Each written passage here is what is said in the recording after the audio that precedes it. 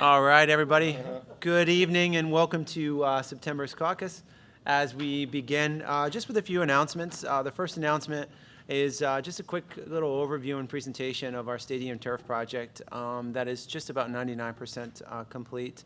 And thank you to the board for your support in getting this project done. Thank you to our community members, to our coaches for your flexibility, to Mr. Quigley, and in particular, thank you to Mr. Howell for all of the hard work and being there during the course of it to not only support the providers from Land Tech and Field Turf, but to expedite anything that they would need in order to be able to make it happen. And I'd also like to thank Penn Township and Penn Township Municipal Authority also for their support during the course of this project. So just a brief timeline. As we know, we had early discussions and conversations involving the transition of our field to an artificial surface. We interviewed and provided many providers for this particular surface, and we selected Field Turf as a KPN, our Keystone Purchasing Network provider, and we approved to proceed in February. So we did some soil testing in April, stormwater plan and design approval, and site work began on June 21st, 2022. It seems like so far away, but it really wasn't. And we completed the project on August 26th, 2022, with full GMAX testing and final walkthroughs of approval. So here we are, and it's gotten several usage already, and so far so good in terms of playing surface. So when we say final touches, when I say 99% complete, you'll see on the board agenda there's one change order. It's change order number 1. And anytime you have only one change order in a project, that's a good thing. So change order number 1 is kind of a value add.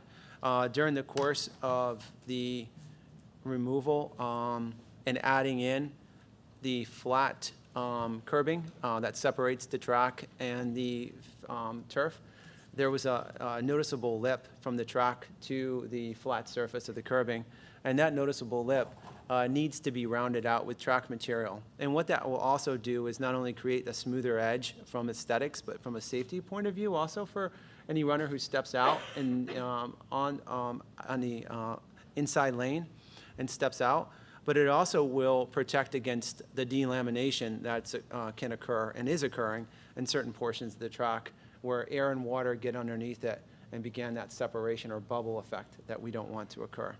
So just a little quick photo image walkthrough of, did I not give you that one? Sorry. What? Or did you give it to me today? I didn't, I'm sorry. That's okay. Just give me 1 second. My apologies.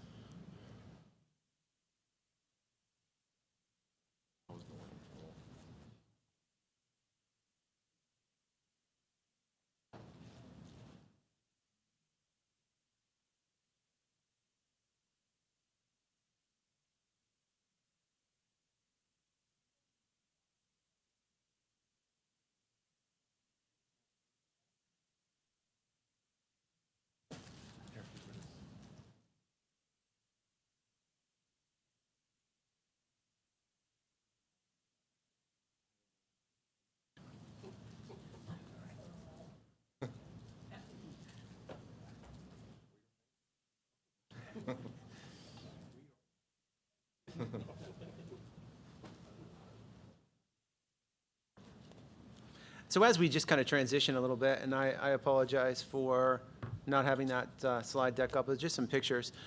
Just a little bit overview of our caucus agenda for tonight. We'll go over just a little bit of our stadium project announcement, a little bit on the policy committee, where we're going to go from there just briefly. Then we'll talk about some resignation leaves, transfers, and employment that's on our agenda for the upcoming school board meeting next Tuesday. We'll go over some agenda items that are there as well. And those agenda items are also hyperlinked, the draft board agenda, to the caucus meeting agenda for you. Mr. Bard is going to go over some review of finances.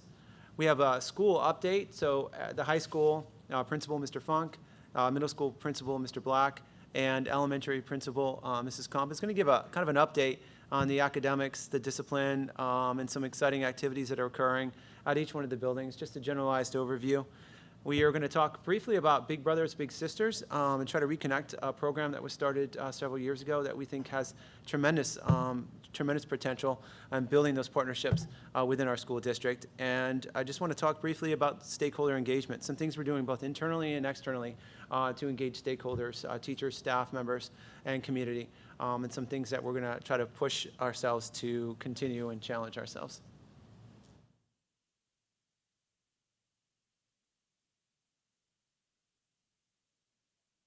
Oh, no problem. Sometimes when there's a lot of pictures, it slows it down, so my apologies. No, you don't want to hear me singing. That'll tune out people. While we're waiting to get that.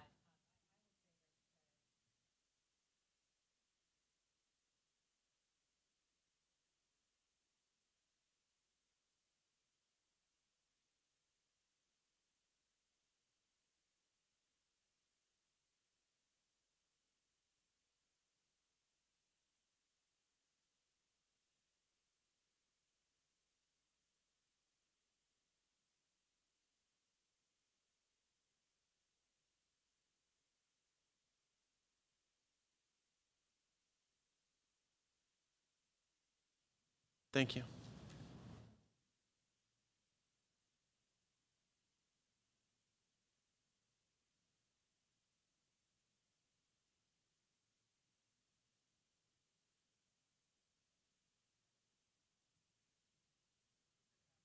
I appreciate it. Thank you so much for your quick work on that, and I apologize again for not having that sent over to you. We'll skip over the next slide, which was kind of the timeline, but this is a nice photo image, and we thank Mr. Horvath for taking these with his drone. This was a before picture that you saw the stadium set up. It looks like primarily for our spring event that was taken here in the spring for soccer.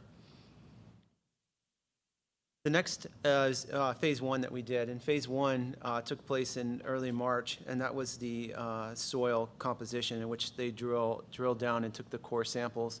And that was really important to come back favorably when it came to perk testing. So we were able to the soil was suitable and conducive to even be able to hold the field. And that's when the planning and design came in with the engineers. So this was kind of neat to see this machine. And yeah, that was a snowy day in March. Just a little bit, yeah, just that day.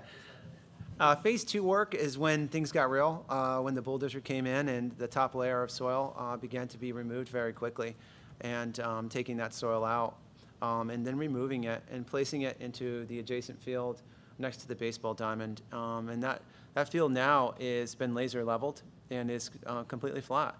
It has been seeded, although the birds are enjoying that seed right now greatly. As well as other animals, and it has hay over top of it, and it mostly has hay right now. But the field is completely flat at this particular point where there was fill. The site work continues, and you'll see 3 photos in this site work. The photo on the left is the removal of all the initial sod. The photo in the middle is the infiltration pits that were dug down, and there's 2. There's one on this 40-yard line and one on the opposite end, and that's where the water collects and drains into.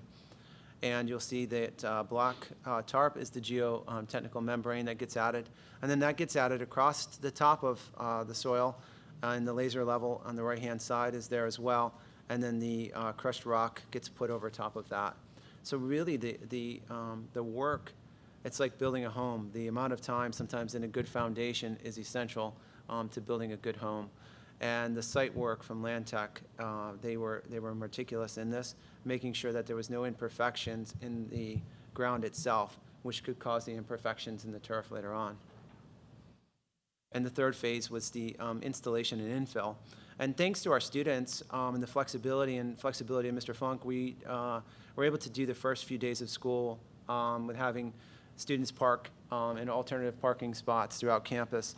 So we were able to not have to move these infill bags, and that really saved the day, really.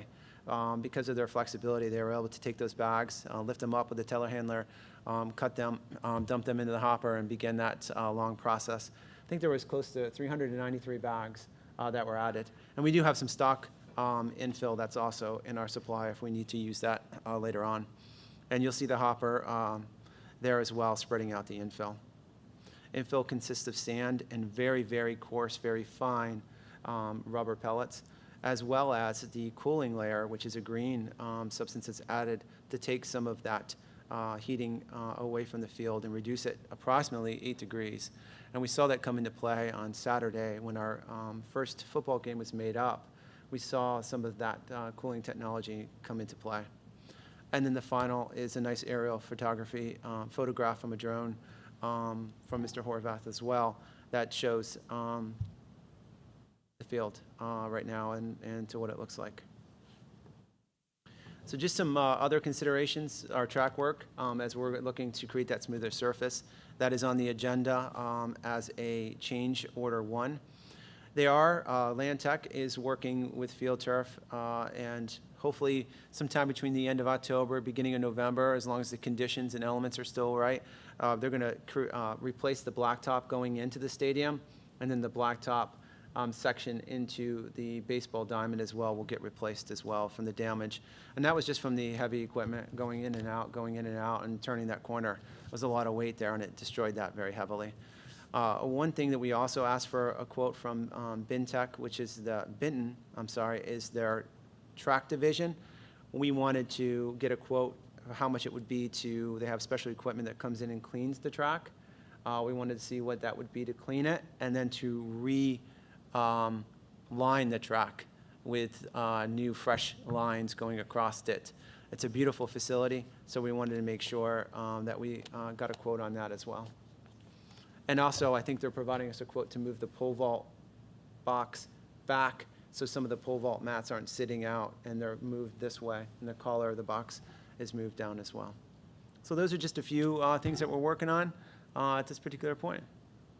So I have a question. Back to the picture, when I was at there's on each of the 4 corners, it seems like right by the numbers on this side and on the far side, directly opposite, there are little, I don't know what they are. They're covered by cones right now, but they seem like there's little post nubs that stick up out. What are they? Yes, what are they, and what is the future plan to cover those? Because certainly, to me, where they are in proximity to the edge of the soccer field lines, there's not much protection that those cones are going to provide if a young man or woman would plow over. Taken down right now because of soccer. Right now there's 4 of them, and what they are is they are lane guards that swing across. And the idea behind these lane guards is as people walk or utilize the track and facility, it's normal to want to suck into lanes 1 and 2. That's just natural progressions when you work out. Well, as you begin to do that, lane 1 and 2 gets all of the usage. Lane 7 and 8 gets nothing. And the idea is to push somebody out into those lanes, so 1 and 2, you're not resurfacing a track only because of lanes 1 and 2. That's what those guards are for. Is there anything better or any plans to look at something other than cones that would be more of a protection? Well, the guards themselves should be into those spots and those cups that are there. Oh, okay. So Yeah. that we just don't have the lane guards put back in. And if you're talking about this evening, they must have been pulled out and moved, only because it looks like they're close to the corner and where an athlete might stand.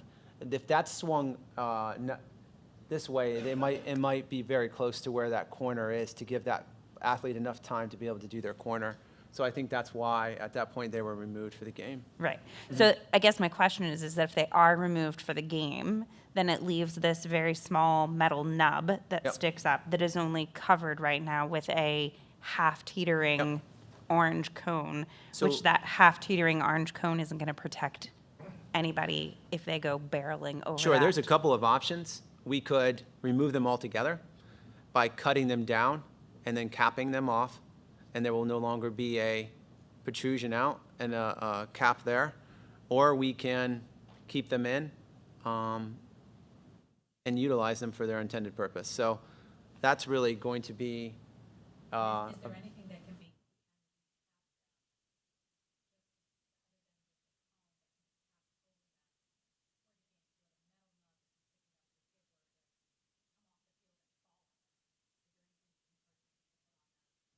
Well, I can certainly talk to, yeah. That's what can we just see what other schools do?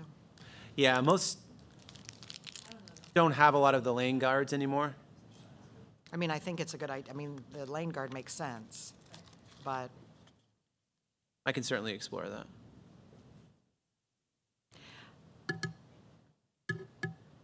I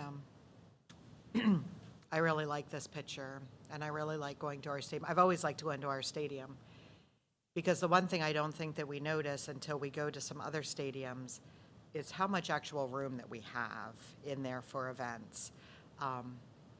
You know, like when we used to do large band competitions and, you know, having the ability now, because it's turf, to bring different competitions and stuff here, we really do have a nice facility.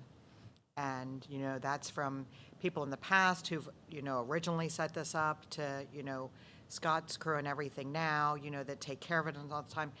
I mean, just our buildings all look nice, you know, everything looks nice. Nothing looks worn or old, and it's a large area. You go to some turf fields, and because they either had to move it to put the turf, you know, they had to move the original field to put it someplace else or something. I mean, you see for the first couple years, half bleachers, you see 4 bleachers, you know, like where there's no bleachers. Like, we did this in such a progression that I think we were really able to make it look completely nice and finished, you know, all at one time. You know, you see some, I mean, we've gone to some, I think I bumped into you at a couple, maybe at a couple of games or something, where that's basically the field, you know, the field is basic, you know, there's hardly any walking room or anything, you know, and we just have, you know, I just think that it's a good job of everyone that we really do have a nice looking facility. Thanks. Yeah, I think it turned out well, and, you know, the goal is that continuous maintenance, just watching it, making sure that it's properly used. We want gym classes to be out there using it. We just want to make sure we remind people not to have gum when they're out there, sunflower seeds, those types of things. And we'll be okay. What about the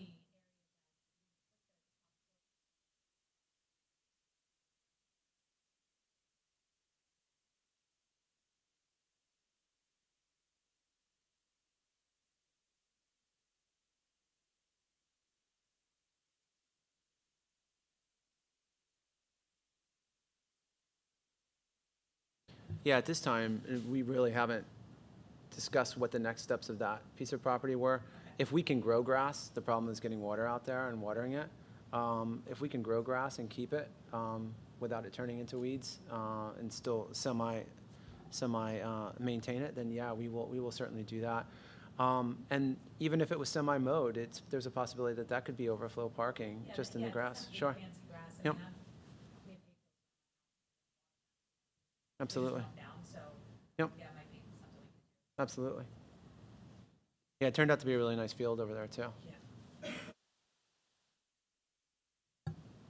Thanks. I'm going to transition a little bit into, just quickly, some policy work for 22-23. Thanks. And we talked a little bit last time, and I wanted to kind of go slow to go fast for that saying, and look and target prior to our next caucus meeting in October. That's when, between 5:30 and 6:30, we'll kind of have a policy meeting in here prior to that point. And I'll share some information out ahead of time, as well as we'll post an agenda as well, because it is a public meeting at that point, and we'll advertise for it. And really, it's just going slow and reviewing some policies systematically, adding new ones that needed to be added, and taking a chance, taking the opportunity, well, not the chance, but taking the opportunity to review any of those that need to be updated systematically and progressively. We'll use track changes through Google. That way we can see those and see what adoptions and modifications need to be made. And then as needed, we will send those to our solicitor to begin that progressive work. And certainly, if we're ready with the policy, we can add that for a first read in the following week. Or if we're not ready, then that sits for an additional month, and we'll be ready the following month. So we have some flexibility in order to be able to do that. Do I think we're going to be super aggressive and get 10, 12, 14 done at a time? Absolutely not. But I think we can go ahead and tackle those systematically and progressively, and do the ones that we want to, and add the ones that we need to at this particular point, but make some good, steady work at this, and have some fun in the process. Just a quick question. We had originally started with 0.001, and got to a certain point. Will we continue from whatever the next one was, or are we going to just be more random, or a combination? So I think a combination, because initially there are two. I think that, and when I look at our series that we don't have right now, there are new policies that I believe we need to. So I was going to start with those two. And then I think there's one that's been sitting, and I think it's policy 204, attendance. That's going to take us a while to talk about, but I think it's worthy of us going back and revisiting that one and talking about it, and then working on those three to start with. Yeah, I don't think attendance wasn't next in line. It was expedient that we review it because of the pandemic and situation that we were dealing with. I know it's hard on our website to navigate policies, because the first few that we did are in board docs and are located a little differently on our website. So if it's very random, it might be a little more difficult for people to find policies, but we'll figure it out. And if we continue on those first read, we can post those up initially as first read documents where that policy 204 on attendance is, and people can see those before they get moved over and migrated over.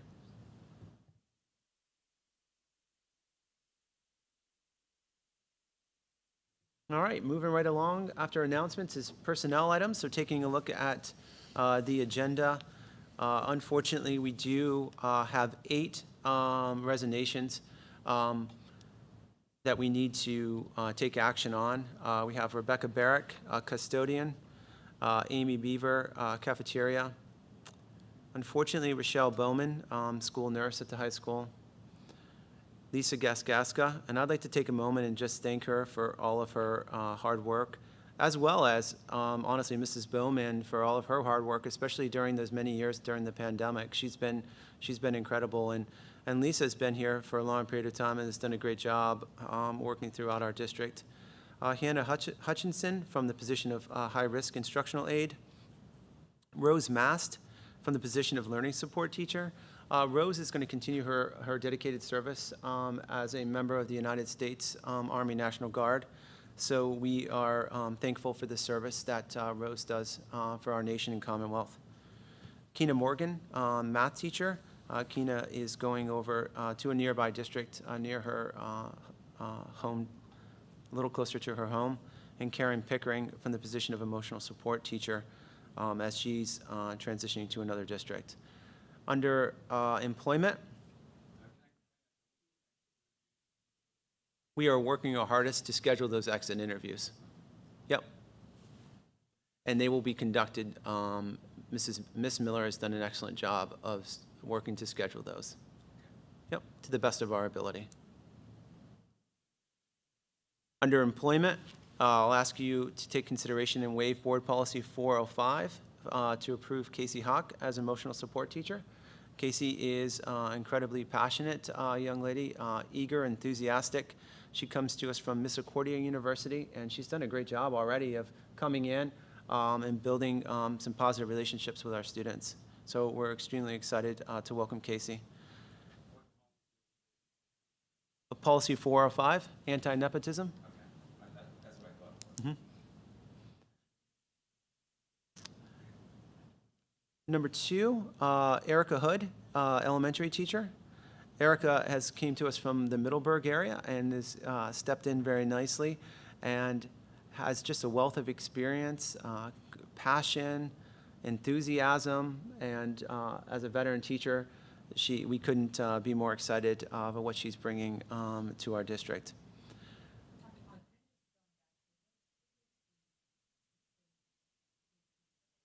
Casey is related to Marcy. Yep. Yep. So while it's not an employment, we thought it was important because of, and she'll probably exclude herself from that particular employment option. Yep.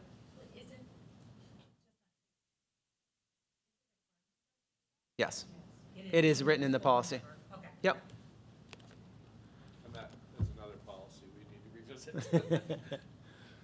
Yes, it's very, absolutely.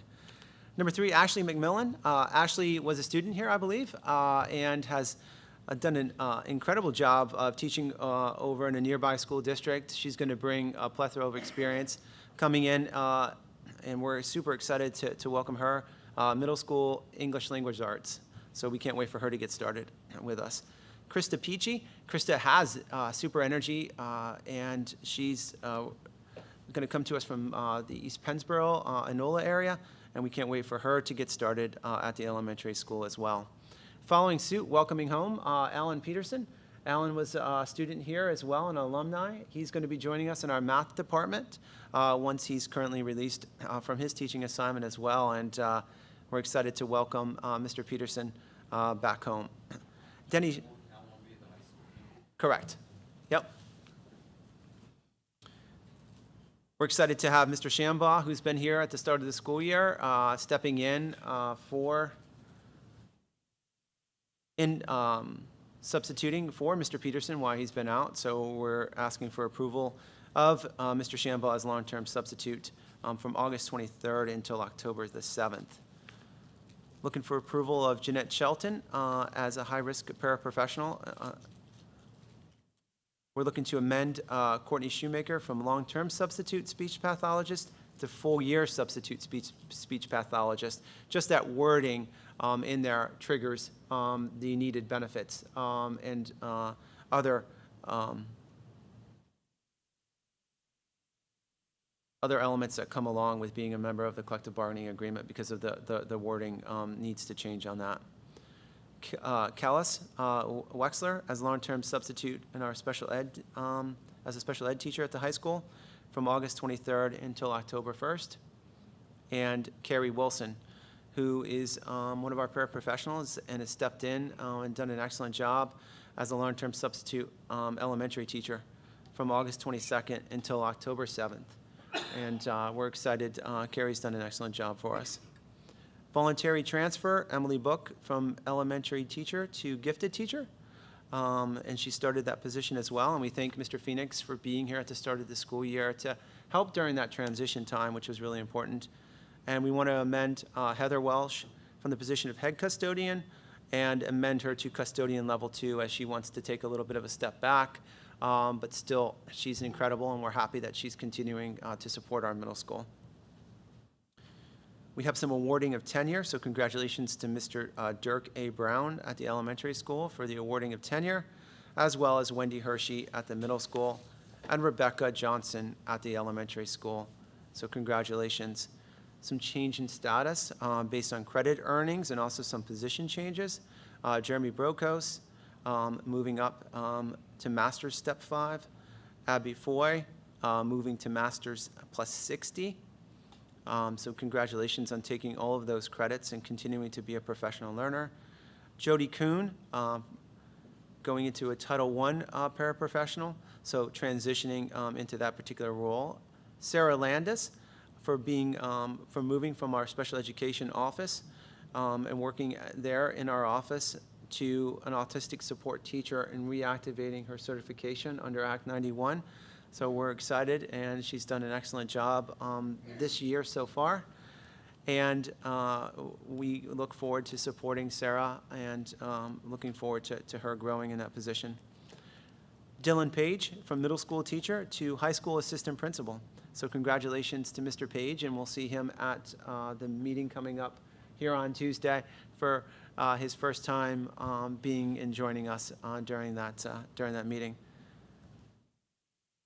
Abby Schaefer from moving to Masters plus 15. Mr. Shepler, Terrence Shepler moving into Masters plus 60. And Abby Stefano moving to Masters Step 3. So lots of different credits taken in professional learning.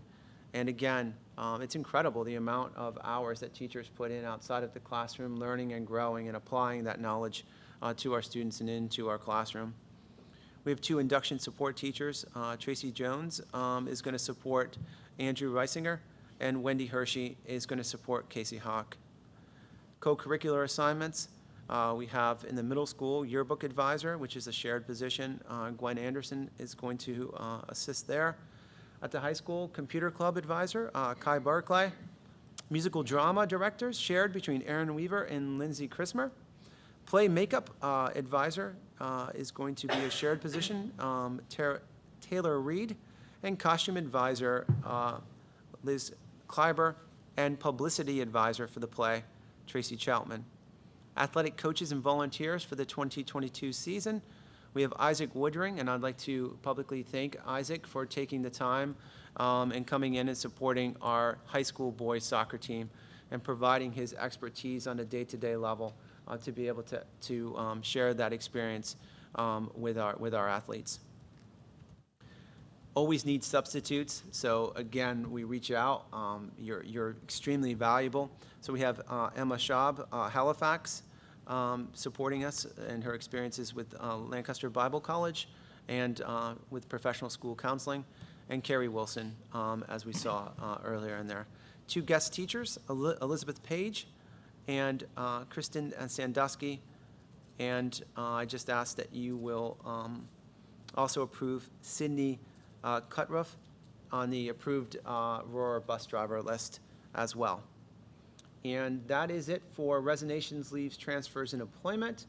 Under agenda items, there are really 2 agenda items to consider. The general contract, which is the motion to approve the contract change order in the amount of $21,758 to do that additional track work that we spoke of. Just a quick question, on the ones that we're hiring as a co-advisor or a split position, and there's only one name, is that because earlier we've already approved the counterpart? Yes, sir, I believe that's the case. I have, I have 2 questions. Well, question and a comment. My first question is, I had always thought that co-curriculars were part of the contract. So are we permitted to give a non-teacher a co-curricular position? I believe the answer is yes, if it wasn't filled by a teacher first. Okay. But would they, is it the same pay? Because the pay is part of the contract? Yes, I believe so. It's specified in the contract, yes. Okay. I just wanted to make sure that we weren't. And then my other thing is kind of, and I don't need it for now, maybe by like the October. No, I would like to know, because though I appreciate and I try very hard to like see like who's leaving, and especially when it comes to aides and things like that, it's sometimes hard for me to keep track. And sometimes because we talk about it like maybe beforehand and then, you know, we have to wait till the meeting. Is there a way, and I don't know if this would be Dr. Herman or if it would be the principals or it'd be a combination of all of you, that we could get something, even in like an email, it doesn't need to be a presentation, it doesn't need something to be presented, but something that can say, in the elementary school, there are these classrooms, like there's an autism support classroom, like the individual, those types of special classrooms, like what they are, and then how many aides they're supposed to have, how many we have, are we short, are we really short that we're close to being out of compliance, are we having to, you know, do we have like a backup plan maybe of like, well, one is here at the middle school and then they run to the elementary school to cover these classes, so those classes are okay. Just so I can kind of see it, like, so we can kind of see, you know, this is the overview of those classrooms.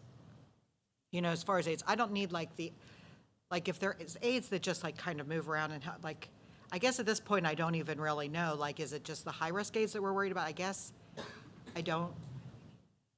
There's been so much movement and then COVID and everything, like I've kind of lost track of what's happened in those classrooms.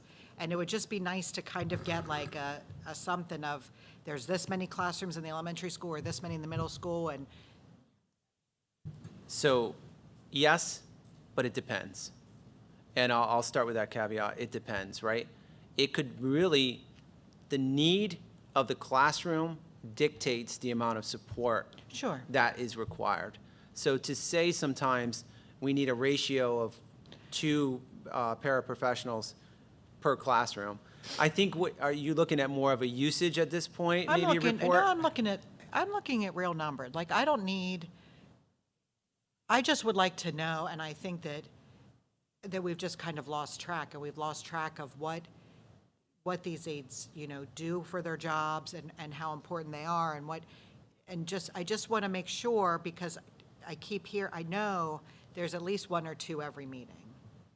And I know that doesn't sound a lot at first, but when there was only so many to begin with, and, I'm hopeful, I don't think that we want to go the route of like other schools that contract them, because I think that ends up you're paying for a contract and you're not getting them anyway. But if there's a school that's doing something successful with, I don't know, starting them out as like substitute aides, like taking them from someplace else, and maybe they're part-time at a school and they only work a couple days and then they can come to another, I don't know. I just get nervous about the aides and everything, that we're not. I think if, I'm sorry, go ahead. But I don't need like, oh, we have 5 teachers, and if all those classes had 10 kids, the student rate, I just want to know, we have 5 classrooms, this one has 5 kids, this one has too many, like I just kind of want to know like real numbers, and if we had all these aides banging down our door, how many would we want to have? And what we can do if we can't have them, like what are we, trying to do, or what are some options that we can do? Because we are at an advantage, we are losing people, and, a lot of places are losing people, but I think an advantage that we have right now is you've been at a lot of schools, it's not like you've been here not that it's a bad thing to be here for 20 years, but it's not like we've been doing the same thing. We just have the experience of here. Like, you bring a lot of experience from different schools, all of you bring a lot of experience from different schools. So if there's something that some school is doing better to keep aides or to work with fewer aides or something, I just would like to know. I just feel like that's something that we've kind of lost track with everything that's gone on the past couple of years, and I don't want to. I was just going to say, as long as we're comfortable knowing that is a snapshot in time and could literally change the very next day, because that is how fluid those types of assignments are within the special education population. And I think if we have an expectation that we get an update on that on a regular basis, I think it would create an undue amount of work. Well, I don't know, and I don't need it and if that's information that we should know, then that's just a subtitle that needs to be there. Like, if we have an autistic support classroom and it has 10 kids in it right now, but that number changes daily, then just make a footnote there. This number changes daily. It ranges anywhere from 5 kids to 20 kids. I'm never going to walk into a school and say, Jason, here's the list that you gave me. I want to see these classrooms, and there better be 10 kids in every classroom, because that's what I just want an idea. I just want an idea of, and maybe everything is great, and you guys can tell me that, or tell us that, and that would be wonderful. But I just. So I will say, we are hiring for paraprofessionals. We have been. I will say, while we are hiring, we are not just hiring anybody. The paraprofessionals we have right now are outstanding. They work in conjunction with the teachers. They do an incredible job day in and day out. So, yeah, we're hiring, but we also want to make sure we hire the right person to work with our kids. And that's really, really important. But no, I understand what you're saying. What are some of the classrooms that we must provide support on, that we need to? Are we there? And then what does that look like in other rooms or other areas where we might not have that paraprofessional support? And what does that look like? I can tell you, Dr. Herman works very closely with our principals and works very closely to make sure that those rooms that need para support are covered. Actually, the principals do a great job of that too as well, and working very closely with him. And then again, putting those who are highly trained as a high-risk aide into those classrooms as well, and feel comfortable working into those classrooms as well. So definitely a delicate balance. But yes, we are hiring. So if anybody is listening and wants to work very closely with our teachers, and is even in a teacher preparation program and wants to get some experience that way, we can be creative. And just as you said, if we want to carve out, if it's only a few hours a day, we can be creative that way as well, too. We can be as creative as that individual wants us to be.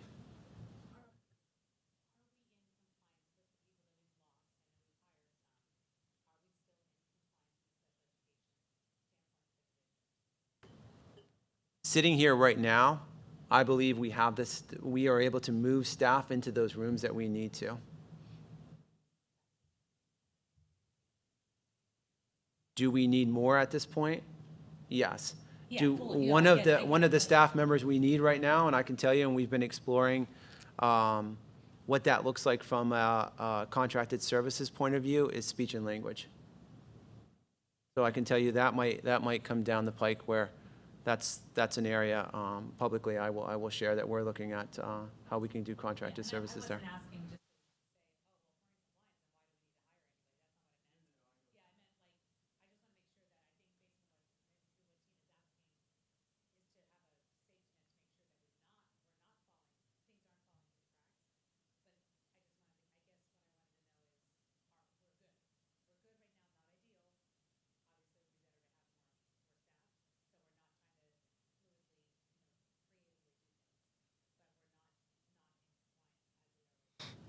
That is my understanding.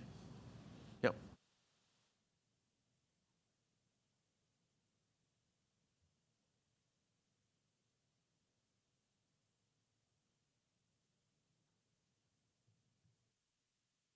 We'll take volunteers as well.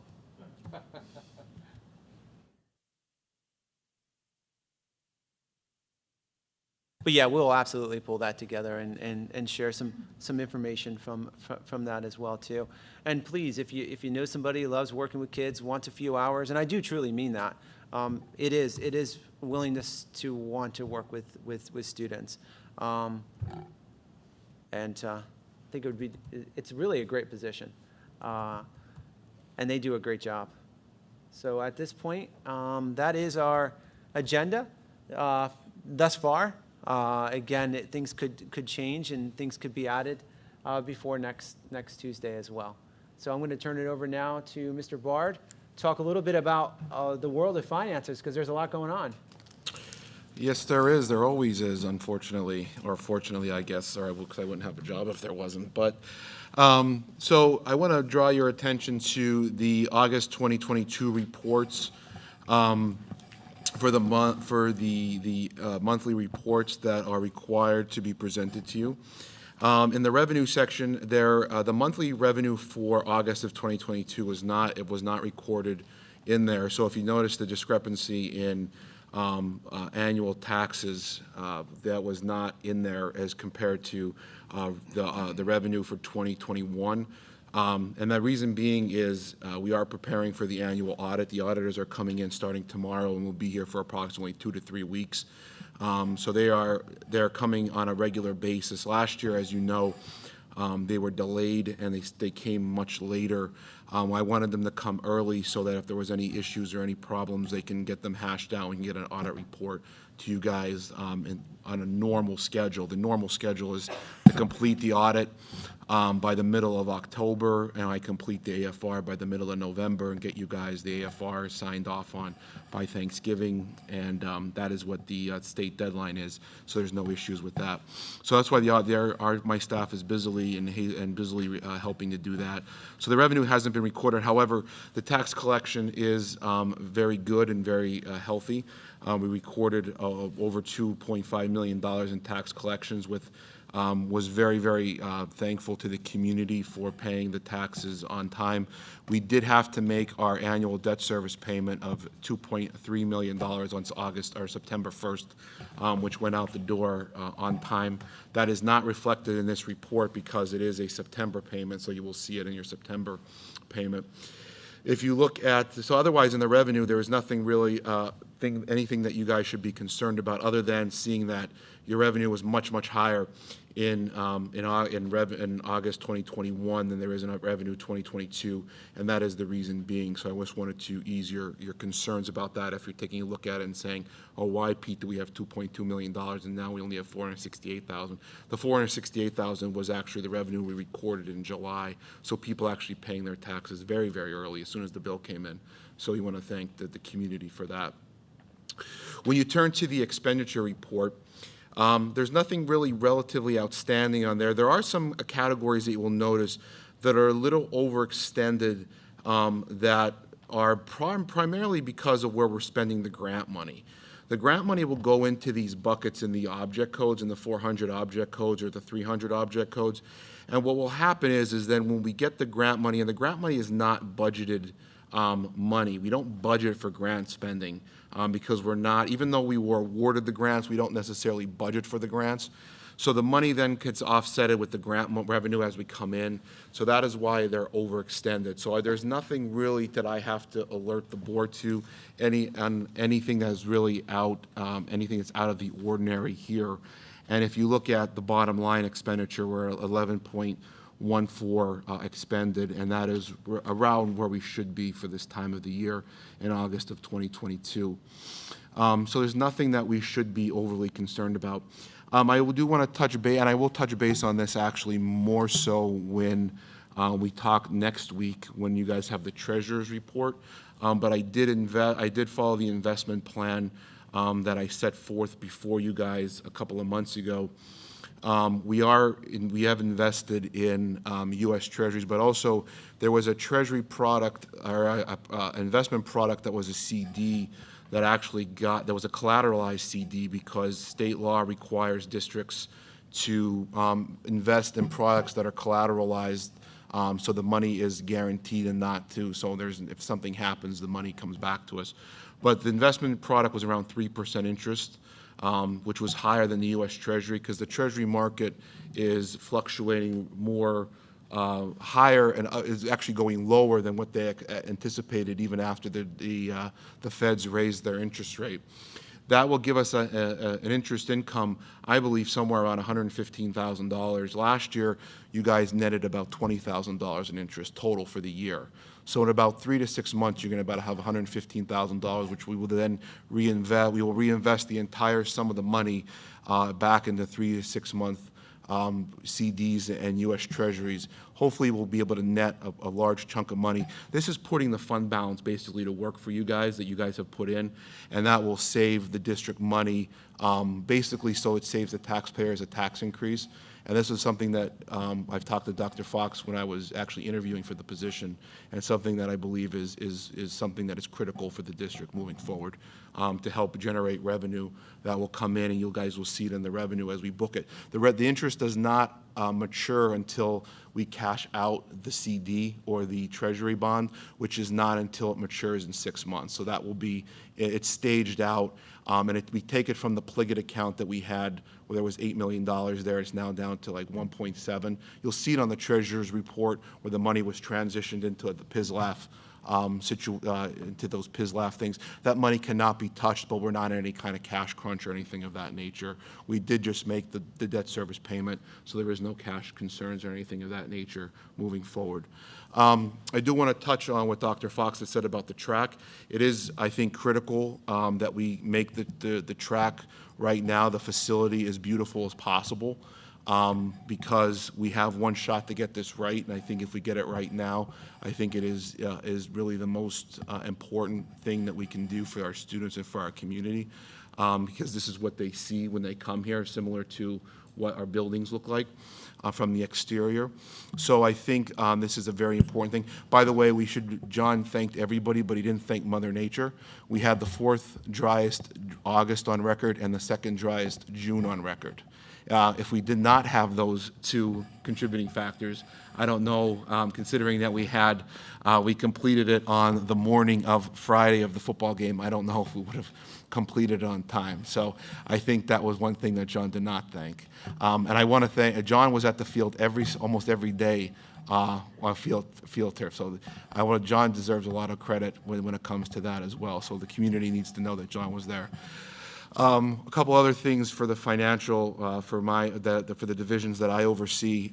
We are hiring for cafeteria staff. Nutrition Inc. is our provider. Susquenita School District does not hire food service. However, Nutrition Inc. does, and they are currently 5 positions short. They are 3 positions short at the high school and 2 positions short at the middle school. So it is imperative that nutrition hires people. They are planning to put a couple of yard signs out on our entranceway coming in so that they have some visibility there to attract attention to that.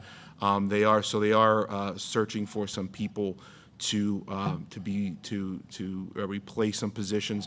It was kind of a last minute thing. A couple of people quit at the last minute right before school started on them. So we are trying to partner with them to help them find some more people.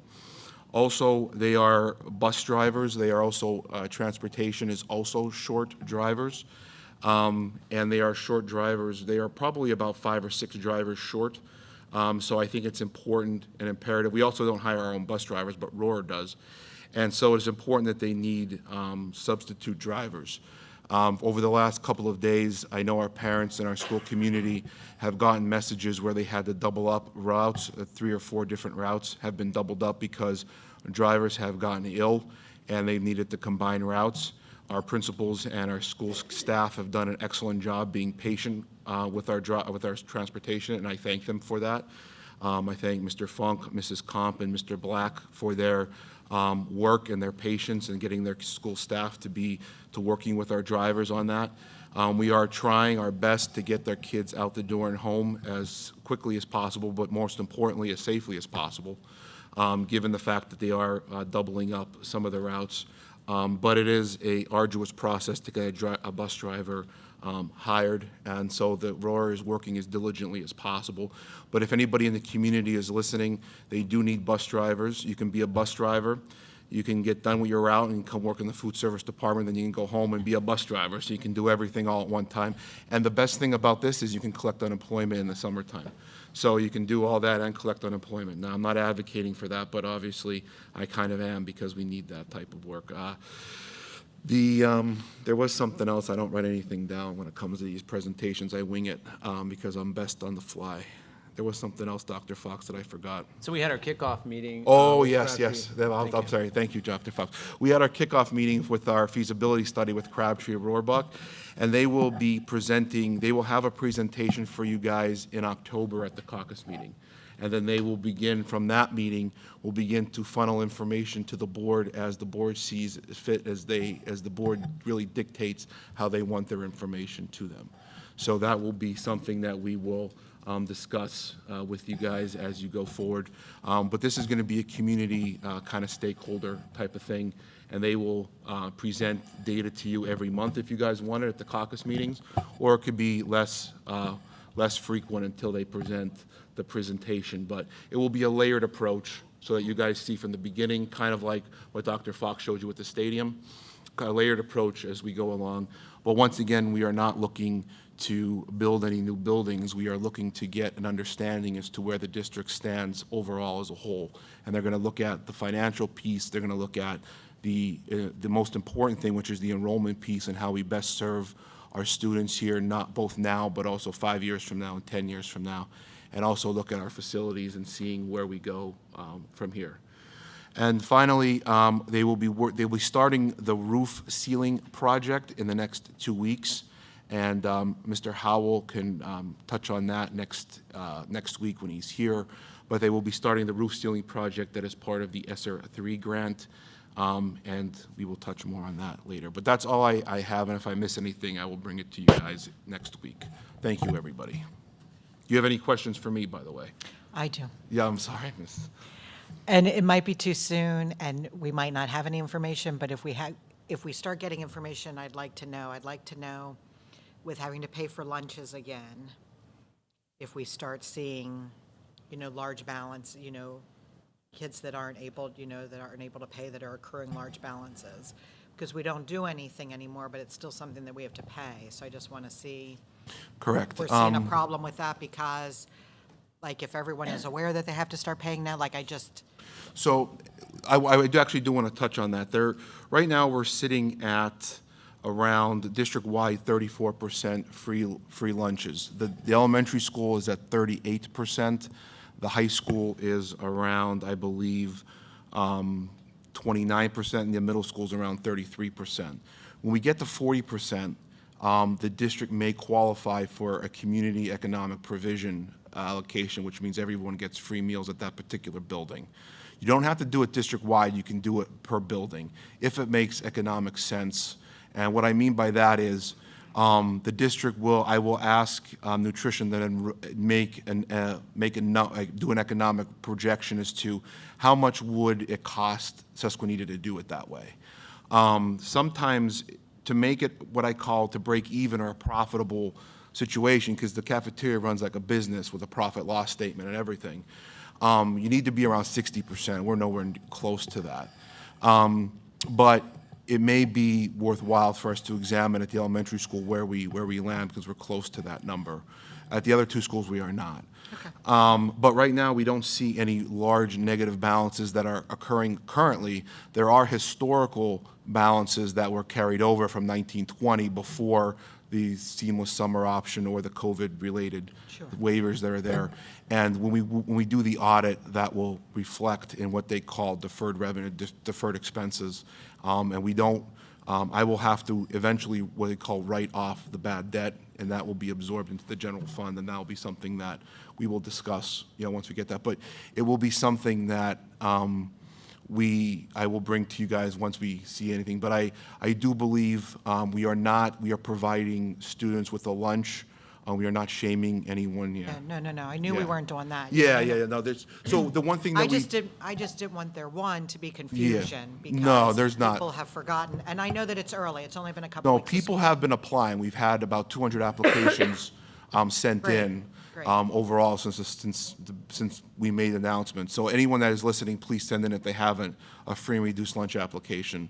But I just want to, since you're new to this, and I appreciate all the things that you've added to the meetings, if we start seeing all the things that you're talking about, if you start I seeing will. something that we need to, you don't have to bring it up every meeting if it's not relevant, but, if all of a sudden we have, $10,000, $20,000 worth of cafeteria debts, it'd be better to know sooner rather than later. I will certainly bring that to your attention. Would it be appropriate if, like, on a monthly basis, we see that a student's account or a family's account is delinquent, that somebody in the school reach out directly to those parents and encourage them to apply for a free and reduced lunch?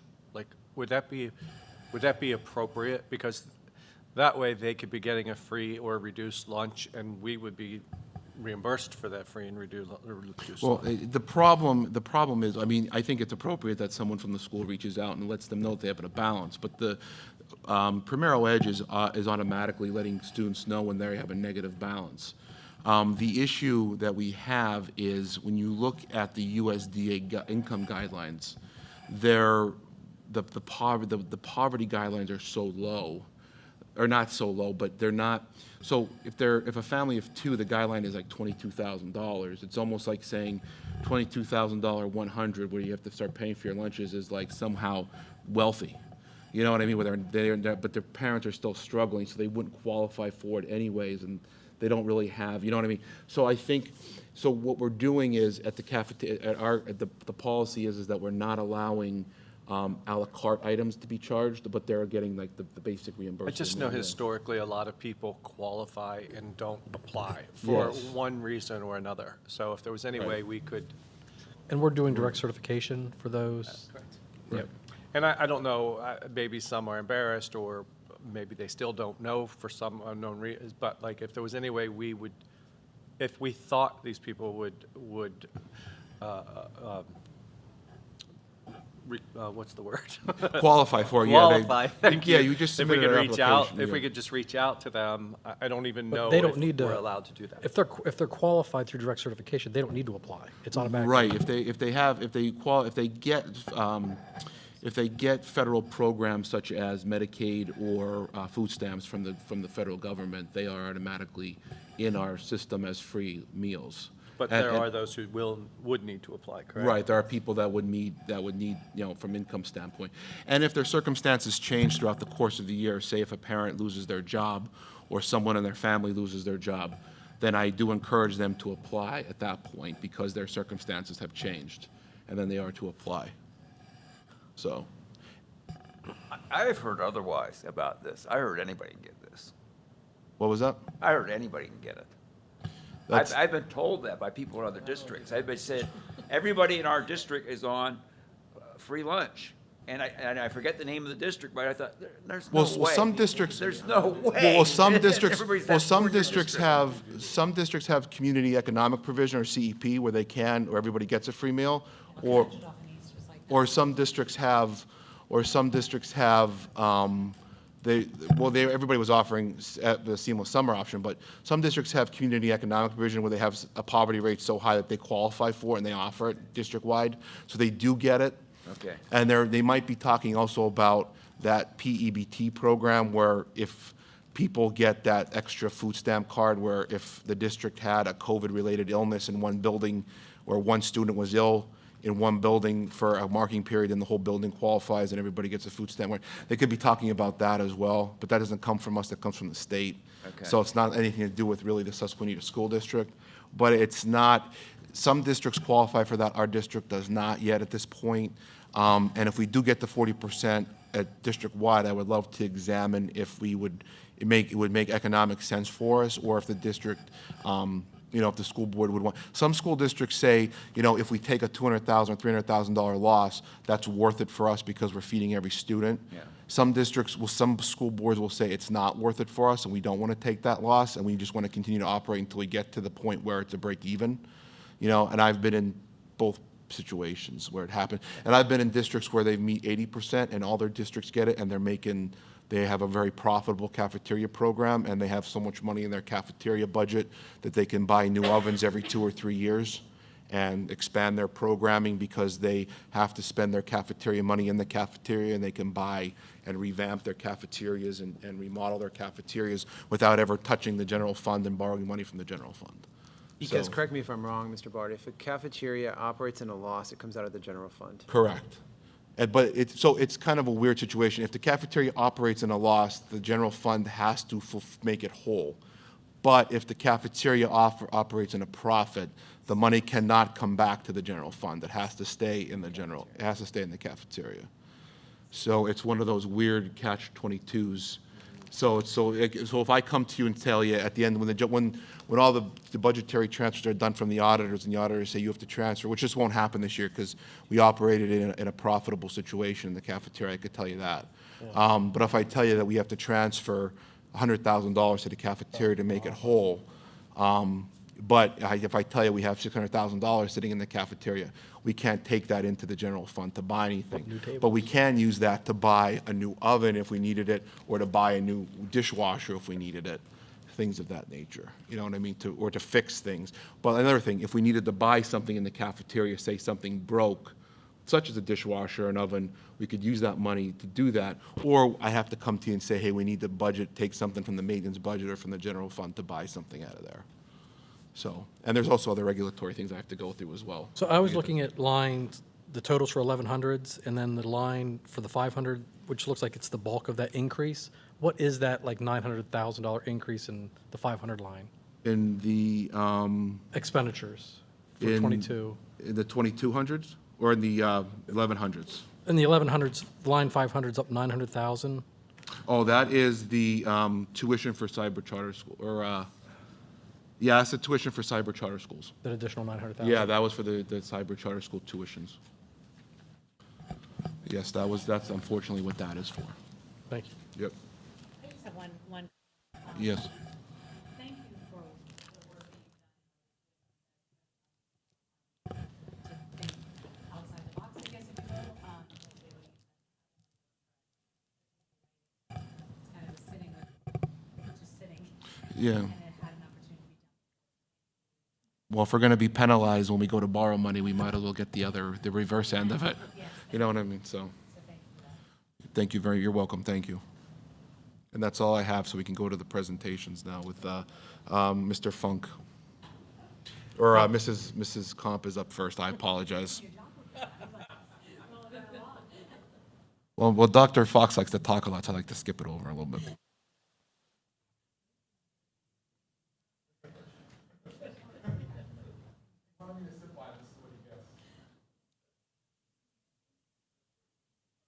Love you, buddy. Well, I appreciate all of the principals' work in putting this together, and the idea behind this really is just to showcase and share, not necessarily new, but things we're continuously visiting, things that we want to continue, and the hard work that has gone in throughout the summer and throughout the last couple of years to continually make each school a seamless transition from K to 4, from 4 to 8, and then, of course, from 9 to 12, and then transition into college and career readiness. So at this point, Mrs. Comp, thank you.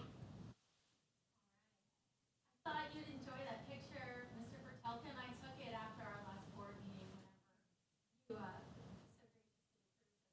oh, wait, if you don't want.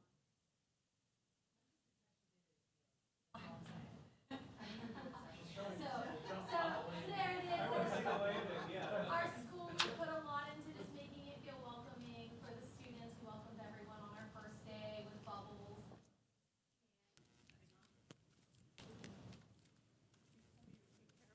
Just while they're doing that quick, I just want to say that I like Pete being up there, and I wouldn't mind for the caucus meetings because that's always an empty chair, and Dee's chair is always empty too, so Krista could sit there actually.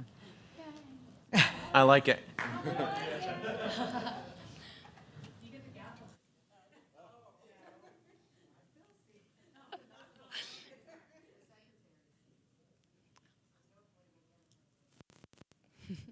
All right, I think I got it on now.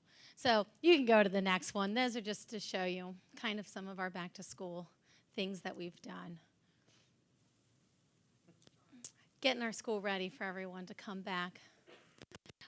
So we spent some time over the summer looking at some staff, parent, and student surveys that came in and developed some goals for our team.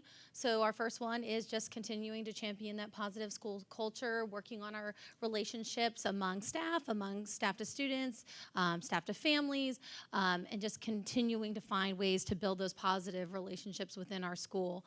We're working on creating opportunities for community connections and partnerships. One way that we'll be doing that is coming up in October. We're going to have some volunteers from the fire company and EMS come out for our Fire Prevention Day. So that will be an exciting thing, and we're just looking for other businesses and community members to partner with. You'll hear some different ways we're doing that throughout this. And then the last one, focusing on instruction, is we have been really working on moving away from using the iPad technology out of necessity and really focusing on using it in a creative way to enhance learning. So focused on ways to use that, incorporating both project-based learning and the 4 C's. And if you're not familiar with the 4 C's, I kind of put the images there to help you out, but that's communication, collaboration, critical thinking, and creativity, which I think all of you would agree are things that we need in our workforce, because we are preparing our students for careers that we don't even know exist yet. So that's one of the goals that we are really working for. And we have Miss Emily Book, who you heard took on the gifted position, also filling the role as our innovation coach at the elementary school this year. So she will be going through the Apple coaching model with some of our staff to help them incorporate the technology in creative ways throughout their classroom. And then I'm working with some teachers who have just taken on project-based learning as a kind of a passion project of their own, and then the 4 C's as well. So as far as instruction goes, we have been working hard you have approved in the past Foundations, which is our core phonics program that we use at the elementary school. This year, we moved it to 3rd grade, so it is now used in kindergarten through 3rd grade. I had the amazing opportunity to walk in during our 2-hour early dismissal the other day and see our 3rd grade teachers practicing on each other and really working through how to roll out this and use the tools and materials effectively. We've started our beginning of year assessments and diagnostics using Acadience. That's the program we use for K-2 for reading and math. And then iReady for grades 3 and 4. And our intervention team and classroom teachers have started that. From this, we will have more structured intervention groups where our students will receive their different tiered interventions. On September 1st, we submitted our school-wide Title I plan with some goals for some professional development related to foundations and early literacy, looking at COVID gap skills and trying to identify where those exist within our building and how we will approach those, as well as fidelity in our progress monitoring of students. And then last thing on the list, another way we're trying to connect with community is our Hawk Helpers. Ann Borlinghouse has taken on the position of our data and instructional specialist. And she had a fabulous idea to get community members involved who can give any amount of time, even if they can only give 30 minutes a week. And she has put together kits and notebooks and a great Title I resource center where these community members can come in, say they have time to volunteer, and be able to pick up a kit and go work with some students to help them with their literacy or math skills. So it's going to be a really neat thing that we can do and offer in the building that we haven't been able to do before, and really get some extra hands helping with our students. Now, those helpers do have to have the red badge. So if anyone is listening and wants to join in on our Hawk Helpers, call Morgan Miller and we can help get you set up. We are continuing with High Five, our school-wide positive behavior intervention and support system. You can see Huey there with our High Five values. Miss Whitaker set him up in the cafeteria and has been having a lot of fun teaching our kindergartners all about how to be high five in the cafeteria, so I like that. What we know is behavior is a form of communication, and during the pandemic, communication looked a lot different for a lot of our students, and we are seeing that need come out in our school. So along with the 4 C's, working on that communication skills and the collaboration skills within our building, we are hoping to also see improvements in student behavior just because they can communicate and manage their emotions a little better. We have a lot of High Five incentives planned. Ms. Kirchhoff, who is a new addition to our team, had a great idea where she is looking to have a lip sync battle among the teachers. We will, of course, do our glow stick party, which is a big favorite, as well as dodgeball and some other fun things. And then I'll get to the next ones. Some other events going on throughout our building. So Early Birds was absolutely wonderful. I wanted to mention that again. That was the program we did for students that were ages 3 to pre-K, where they came in over the summer for 3 days a week for 2 weeks. And it was so cool to have these kindergartners come in and already know where some things are and who some of our staff are. I had the opportunity to read a book about an astronaut to all of the kids, and so they all came in on the first day saying, "You read to us," and it was absolutely great. They just already felt a part of our school community. We did offer new student tours this year, which was something new, where we had a day where we invited any new students to our elementary school to come in, kind of take a look at the building, get to visit, which I know was appreciated by a lot of families. We just held our back to school night and our kindergarten orientation. I feel like at back to school night, I need to give a shout out to Mr. Sharowski, who brought the band over to play for our parents. And even though there weren't a lot of students at the event, I know our parents they were dancing on their way out, so that was exciting to see. We also have Ready to Succeed happening. And in that program, again, students ages 3 to 5, getting ready for pre-K. They can come in on Tuesdays to be a part of some special programming designed just for them, and it's completely free to our community and offered through the United Way. And then here's some things that are coming up. So you can look at the calendar. I don't have to read through them all, but I'll say we've got a book fair and ice cream social coming up. Stephen Courtney, that's going to be our 50th birthday party for the elementary school. The concerts will be in the day and again in the evening for families to come out on the lawn. Race for Ed, that is our big fundraiser for elementary school, pays for all of our field trips that we go on through the PTO. We've got the Fall Festival, Bingo for Books, and then eventually in November, I ended there because the slide ended there, but parent-teacher conference is coming up, and of course, there's a lot more planned in the second half of the year. Oh, and then Dr. Rubish and the Black Hawk Foundation, we hung up your banners. They look amazing. Lots of oohs and ahs over them, so I thought you might like to see what those look like in our cafeteria. Thank you very much. Any questions, elementary school?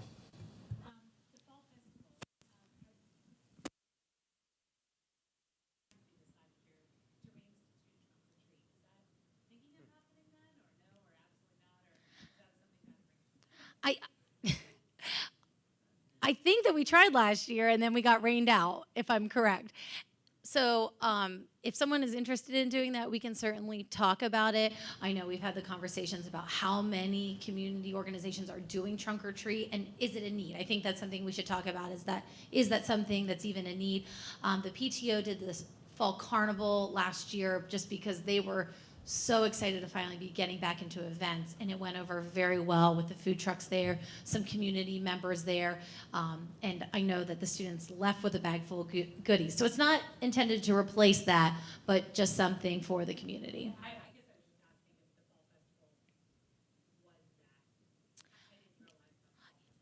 Yeah, it's a completely separate thing run by the PTO. So no, it is not that.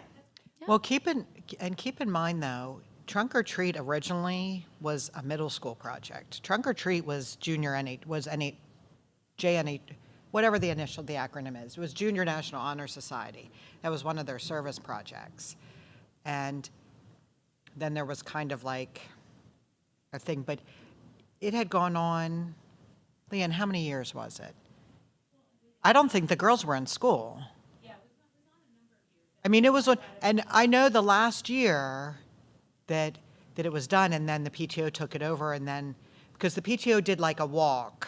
They did a walk, and they did they might have done the DJ, but that was a middle school National Honor Society project. I think the high school took it on eventually. Some students from the high school. Well, they at least do the that's who was spook-a- planning it last year. They do the spookathon here, but the reason I'm bringing that up is I don't know but I do know that towards the last year or two, I mean, people from all over, people from other districts were coming, and there was traffic. I mean, it was hard to get in.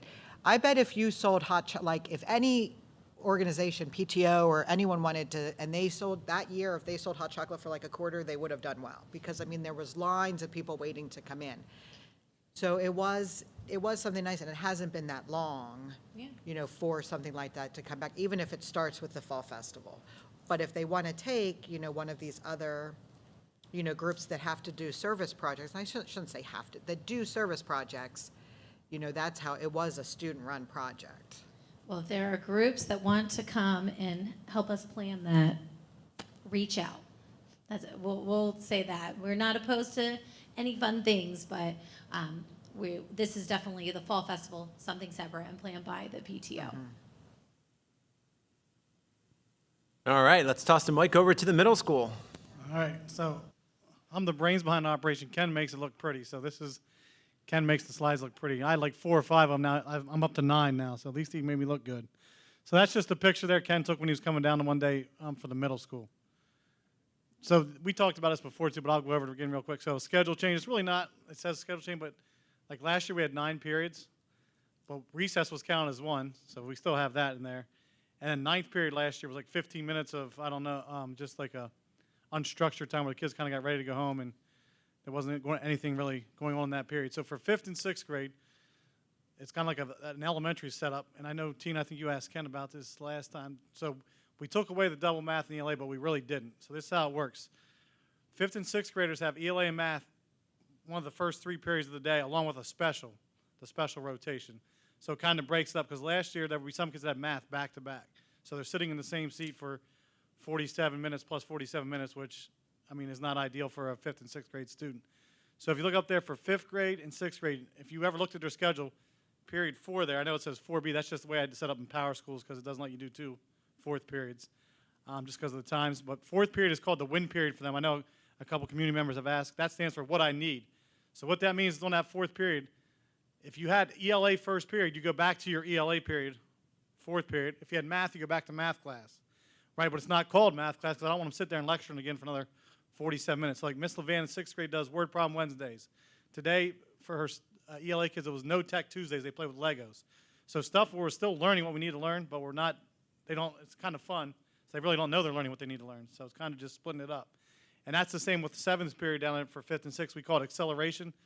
Then they go back to, if they went back to math earlier in the day, now they're going to go back to ELA to kind of keep it broken up. So they're not just in the same classroom. We're moving around. And the same, so I talked to Dr. Fox. I didn't want to name them both win periods because I have 2 win periods. What does that mean? So acceleration is not necessarily what some people think is, well, he knows everything or she knows everything, so we're going to accelerate her to a different grade level. It's if I'm at the bottom of the barrel too, I need to be accelerated up to the next level and to the next level. And then obviously with 5th and 6th, keep the recess in there. Those youngsters need to get outside and get some of that energy out. When we transition to 7th and 8th, then we kind of don't, that recess goes away. We call it a flex period. So that in that period, if I missed a science lab the day before, I can hook up with my science teacher and go over there and get that taken care of. They also have, just like Craig does in the high school for math, an acceleration period where they go back, and I know our 7th and 8th grade teachers right now are using that for review. We're struggling with our times tables in some classes, the order of operations. So again, breaking them up into groups, but still using that time educationally, not just as a waste of a 47-minute period. If you want to go to the next one, Christine, kind of this is kind of explains what I just talked. Go ahead.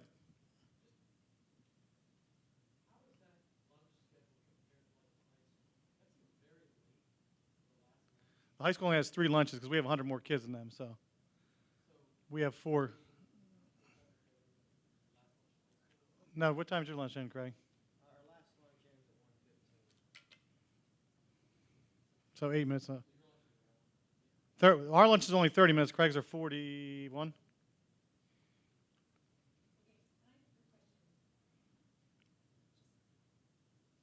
Mm-hmm.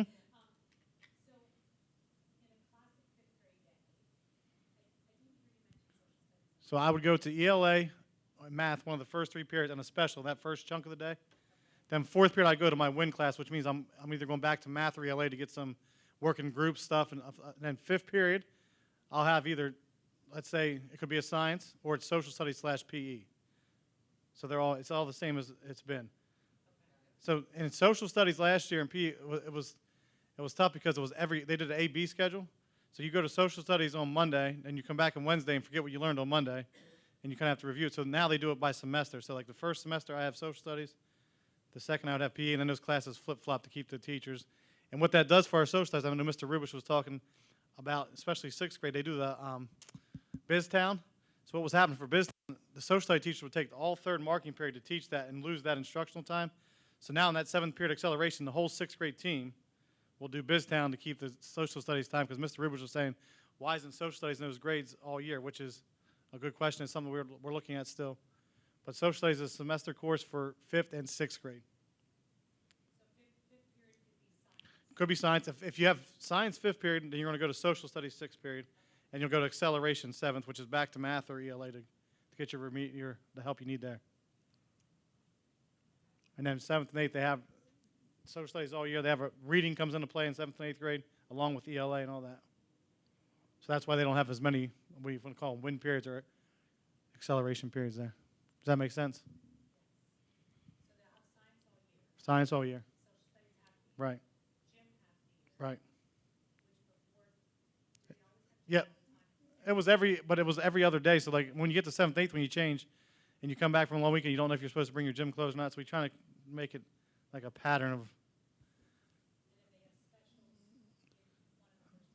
For 5th and 6th grade, right, and that breaks it up for them. They have the flex there, and they have an acceleration for math. But they don't have the win period because we got reading takes kind of place of. So if you think ELA and reading kind of work hand in hand, so that could be considered a win period, I guess, because you're getting the same, not the same instruction, but the same type of. And if you go to the next slide here, just keep going back one, Christine, quick. No, one more. Other way. There you go. So we added something new this year too. Again, this is something we talked with Dr. Herman about. So we have co-taught classes now, and what that means is we have students that have the special education necessity for the IEP, but they don't need the special ed classroom. They might not be able to do it on their own yet. They're kind of in the middle. So we have a spot where in ELA, math, and reading, the special ed teacher goes into the regular ed classroom, supports that teacher. And we're not just supporting special ed kids. If any student needs help in there, we're going around and helping those students. So it's a kind of a way to get those to transition at some point, hopefully not needing the special ed or the IEP, and get them to the next step up. Is that where?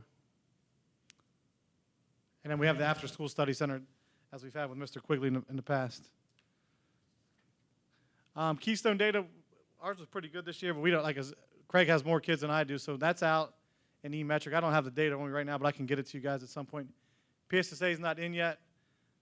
In the middle school this year, they've always used the IXL, which is a diagnostic test like Michelle talked about, but it really was never tracked, I want to say. So what I had, ELA, reading and math all do, they gave one at the beginning of the year, and the teachers are tracking on a Google spreadsheet. And the reason I think that's important, I know PSSA data and Keystone data is important, but we all know the kids are behind because of what the pandemic or whatever situation would give. So if I have a kid in 5th grade and I'd give the IXL and they try their best and they get a 200, that means that they're 2nd grade level. So realistically, by the time PSSAs come around, them scoring proficient or advanced is not. If I can show they went from a 200 to a 500, they gained 3 grade levels in that one school year, even though they're not showing it on that test that one day of the year. It's something we kind of want to keep track of and make sure we're doing the right things at the middle school with what we're teaching and stuff like that. So ultimately, when we look at the IXL data and we use that diagnostic test, if you will, or assessment, it gives that real-time data to be able to use in that win period as well. So a teacher can look at that and group and use flexible grouping accordingly. And that's what I love, and I am so appreciative of the board for your support of those 2-hour early dismissals that are so valuable when it comes to teacher collaboration, to allow our teachers the opportunity as teams and grade levels to look at this data together, to use it then to help not drive, because data doesn't drive everything we do, it informs what we do, and allows us to be informed as to the next steps we need to take instructionally and to make those fluid adjustments as we go. So thank you. So some of the other thing that we do here with communication, so this year's, so we had the 5th grade orientation before school. They've done it last year in the past like that, but the teachers were never there. It was just the principal would talk and the kids would walk around and find the room. So this year, with the permission of Dr. Fox, I had the 5th grade teachers come and the school nurse and the school counselors. That way, when the students showed up on the first day, they had a familiar face they saw when they walked in the door. It wasn't like, where am I going? I don't even know who my teacher is. They knew the teacher. The parents knew the teachers because they gave a little speech at that orientation where the parents went around and met them. Tomorrow night's the 6th through 8th, so that's the traditional one we have. So 5th grade won't come to that one because the teachers had already fulfilled their orientation there before the school year. Mr. Ward does a great job. If you guys ever looked at his newsletter, and Dr. Jones was saying that too about the free reduced lunch. Mr. Ward puts that on the bottom of our newsletter every week it comes out, and if people read it, they can see it there. He posted to Facebook as well as Tracy. And his communication, blackboard, buses, and all that stuff, just trying to keep everybody informed of what's going on. We have nothing to hide, so anytime anyone wants anything, they can just reach out to us. This is something I brought from our old school, where just getting the teachers involved in different things. Like, it doesn't help if I just sit up there and make all the rules and tell them what to do if they don't have any buy-in. So the team leaders are something we had from the past that Mr. Quigley had when he was there. The professional development team, what that is, the digital citizenship we did last year. We got a teacher from each grade level, and one from the specials, one from special ed, to be on that team and develop the lessons for how to use the iPad and any social media appropriately. The big one this year is going to be our PBIS, and we'll get into that's going to be a little bit later too, some more stuff there. So positive behavior intervention and supports, and someone had reached out to me to figure out what that meant. We'll get into that here in a little bit later. Apple Professional Learning Team, Christine did a good job last year of getting that set up for us. We have our threat assessment team. Mr. Ward met with a group of teachers again for behavior and consequences. So obviously from 5th to 8th grade is kind of a big growth spurt there from 5th to 8th. So what do consequences look like in 5th grade and 8th grade? Obviously they're different, right? Because 5th graders are just learning how to get in that middle school level, and 8th graders should be having some leadership there. So we met with the teams of different grade levels, and what do the consequences look like when this happens? So all teachers and know we're all on the same page. We're not just overlooking something and then someone else is giving discipline for it. And the last two are something we're going to work on here coming up. School spirit team. And it's tough at a middle school, but trying to get more students to the games and other different things with maybe pep rallies and stuff like that. It's easier at a high school, but it's something we want to try. And then Mr. Ward's main goal this year, that student advisory team, he likes the idea when the high school kids come up here and report out. So we're going to try to do something with that with the middle school. And maybe, I know it's hard for them to get to meetings sometimes, and maybe record it during the school day and just play it for everybody to see with some students there saying what's going on there in the middle school.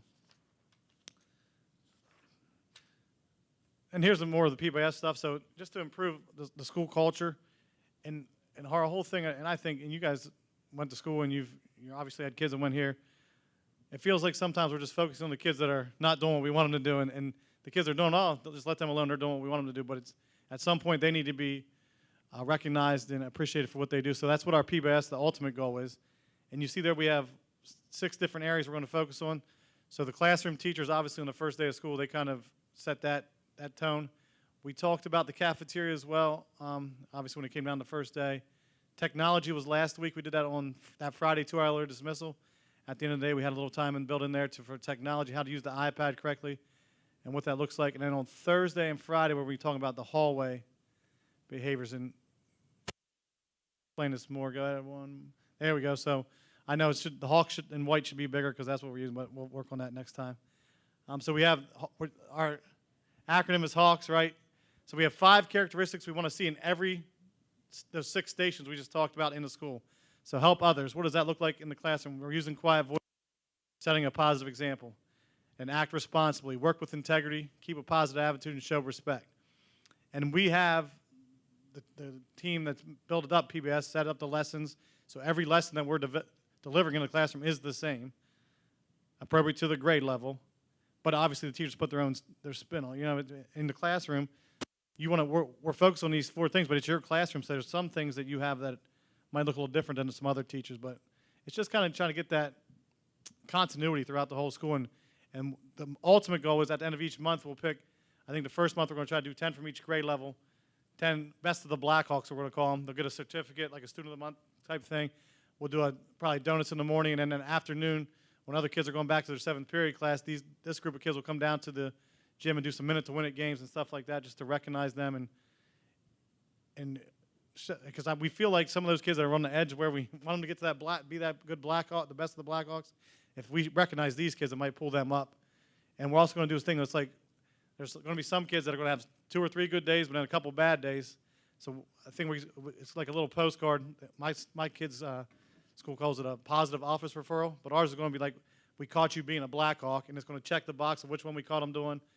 The teacher will write a note, the principal will call them down, write a note to them, and then obviously they can take that home and show that to their parents, because we don't just want them to harp on the kids that keep doing stuff we don't want to do. We don't just want to, we have to be able to get everybody somehow. So that's our goal, is to try to get all the students.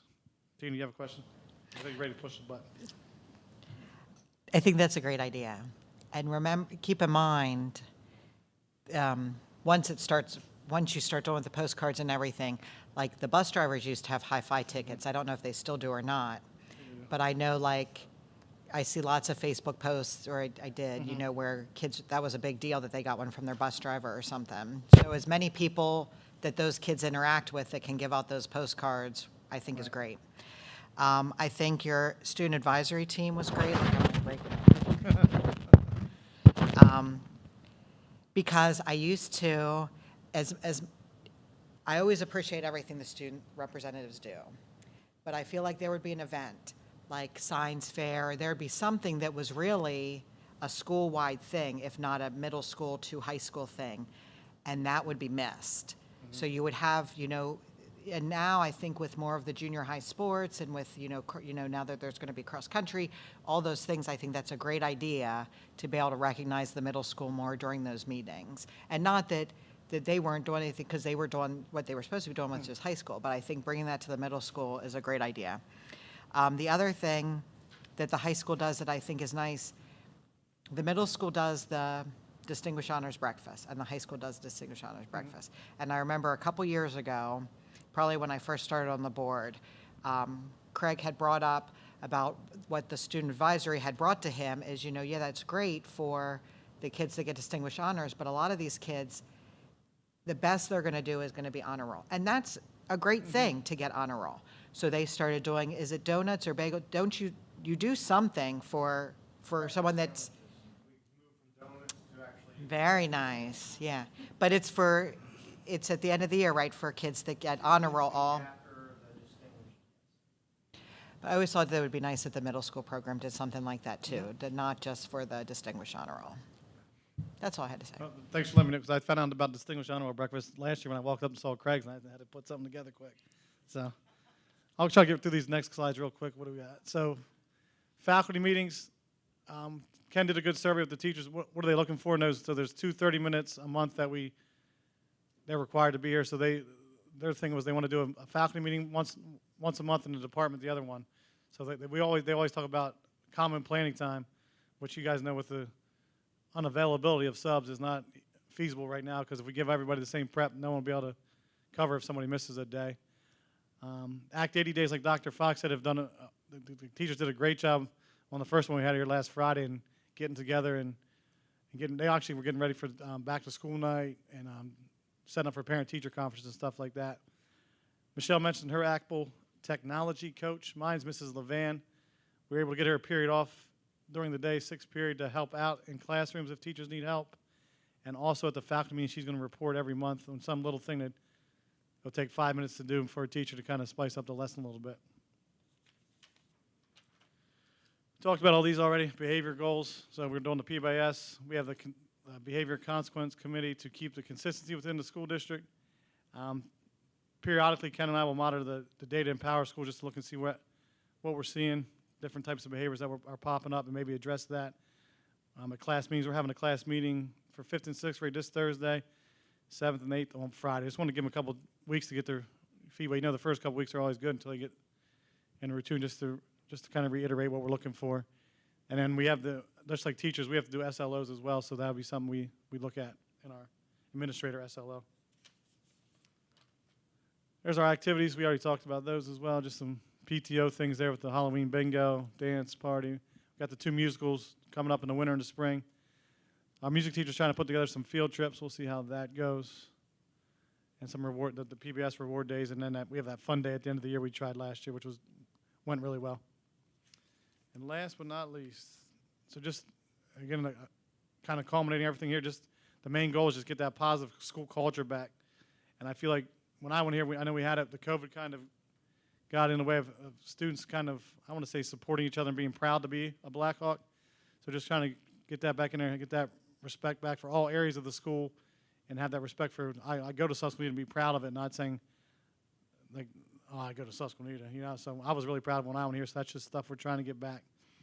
And you guys know about the staff member stuff, so sometimes it's hard with staff members, there's so many jobs now, we have so many qualified, good staff members, and you get a job 5 minutes away with the price of gas now, it's kind of hard to, but just that goal to kind of figure out a way to keep all those staff members we have, because I know we have a great group at the middle school, and we lost a few this year, but we got a few good ones coming in, so hopefully we can just stay positive. And I feel very fortunate that we don't have any openings right now at the middle school. We have a math opening, but we still have a teacher in there, so we don't have anybody that's like a sub in there every day or teachers covering every day. Any other questions for me there? That was a long one, I'm sorry. Good? Greg. All right, in terms of progression, we'll end with high school. Thank you very much. You can go ahead. I focused on 3 different areas: instruction, behavior, and upcoming activities, just to sort of give an overview at the high school. Something we did this summer, well, actually in the last school year, Mr. Vertelka and myself really delved into Power School and utilizing it the best way to revamp the master schedule, to limit overlaps, especially with AP courses and VOTEC. There's always going to be when you only have one teacher teaching an AP course. But we did a pretty good job, I think, spreading out the courses and opening up teachers for coverages and some collaboration time. Something that's grown over the past few years is college in the high school and dual enrollment.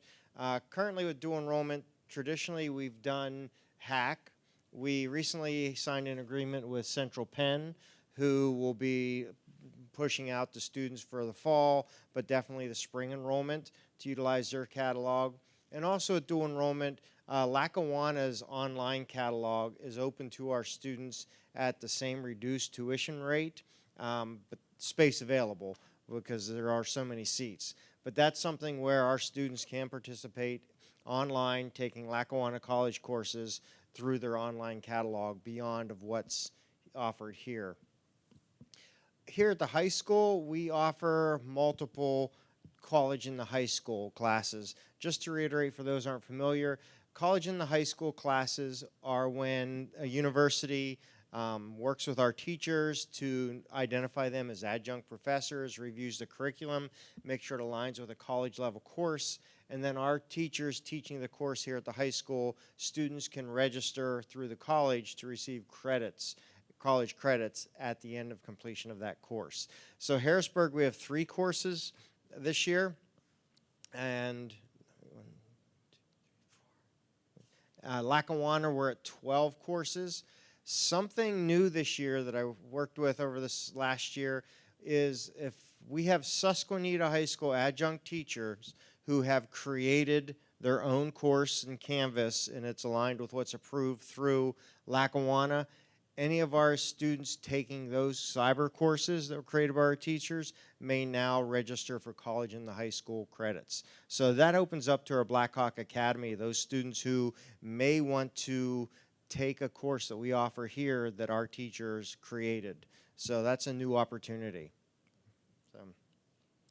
Advanced placement courses, we offer between 9 and 10. It fluctuates depending on the year. That includes our Cyber Academy because we have a couple courses of students who are taking some AP courses online because they're part of our Blackhawk Academy.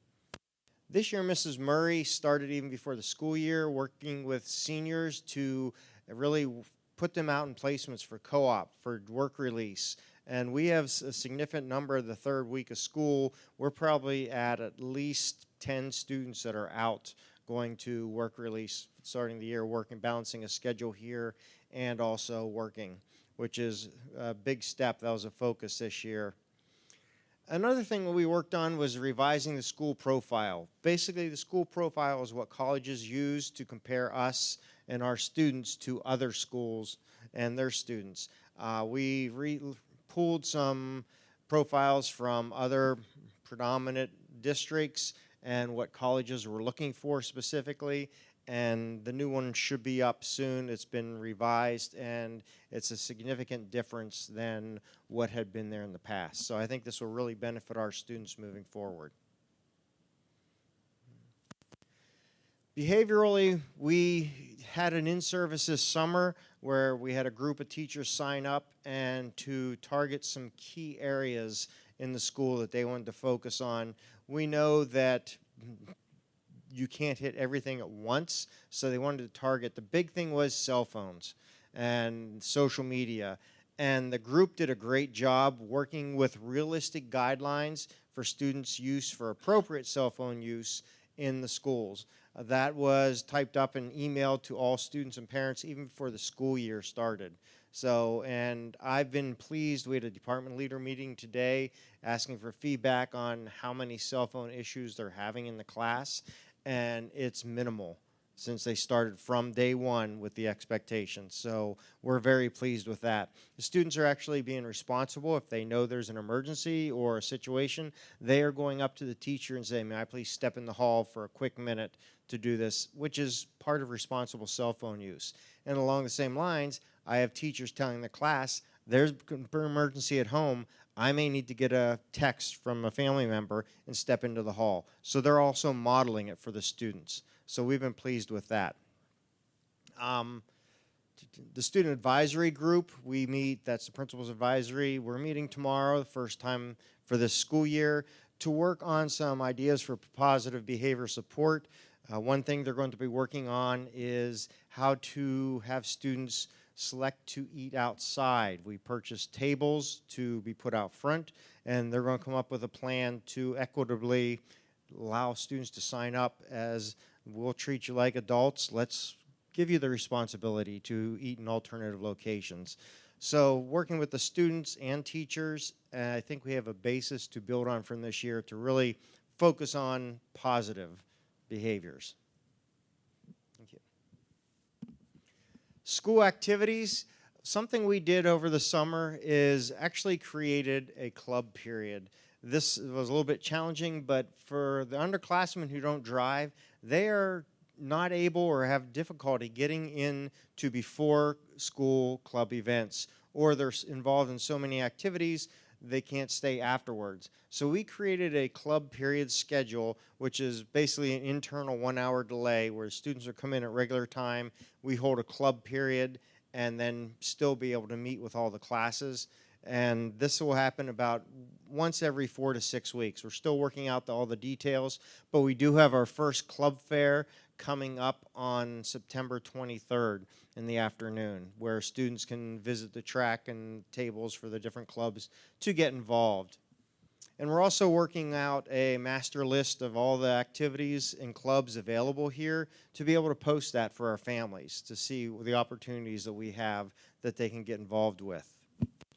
Something that was popular last year is just academic break days, where, hey, at the end of every quarter, let's just take a step away for a period of time. We had activities in the gym. We had a game room here with board games. We had I need a relaxation period in the auditorium. Students really responded positive to that we recognized what they're doing. So that's something. And the beginning of October, we have Junior Achievement with the STEM Summit coming here, which was nice to have them back after COVID. How long is the academic break period on the academic break days? It fluctuates, depends if we have snacks or not. Typically, it's a period or two, and that way it's not an entire day, but just enough time to give them just a time away from rotating through classes. Okay. And on the right is just a brief highlight of some of the activities that are coming up with at the high school. And there is an error. You see the STEM day is the 5th in one place and the 4th in the other. So I apologize for that. It is, I sent it out my squawk today. It is the 4th.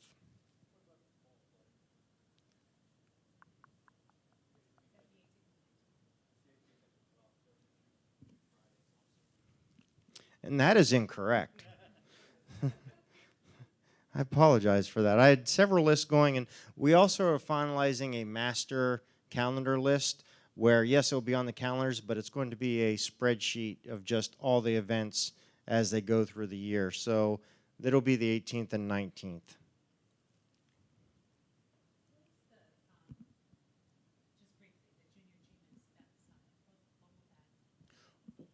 It rotates. This is for 9th and 10th graders, and it focuses, they rotate through the gym with various stations focusing on the science. One year they use foam and gloves and chemical reactions. So it all focuses around STEM. And then 11th and 12th grade, usually the opposite year, has a career summit where we get businesses to come in and they go through like budgeting and finance and things like that.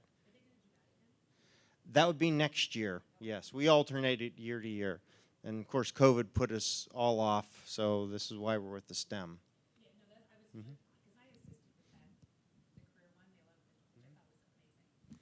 We need parent and community volunteers to help with the STEM one also. So Mrs. Murray would love to have anybody. Sorry, Mrs. Singley. I'm glad to hear that they're going to bring the one back for the 11th and 12th graders because I thought that was so practical. The stuff that Junior Achievement does with building those things for them, you know, and doing a budget, and it was eye-opening when they were there. So I'm glad to hear that. Thank you. Thank you very much. I think it's amazing when we look at the opportunities, especially when we dive into the mass amounts of credits that a student in high school can walk out and away from. I know personally that would have been incredible. I wouldn't have had to spend a few extra summers taking classes and maybe earning a little bit more extra money.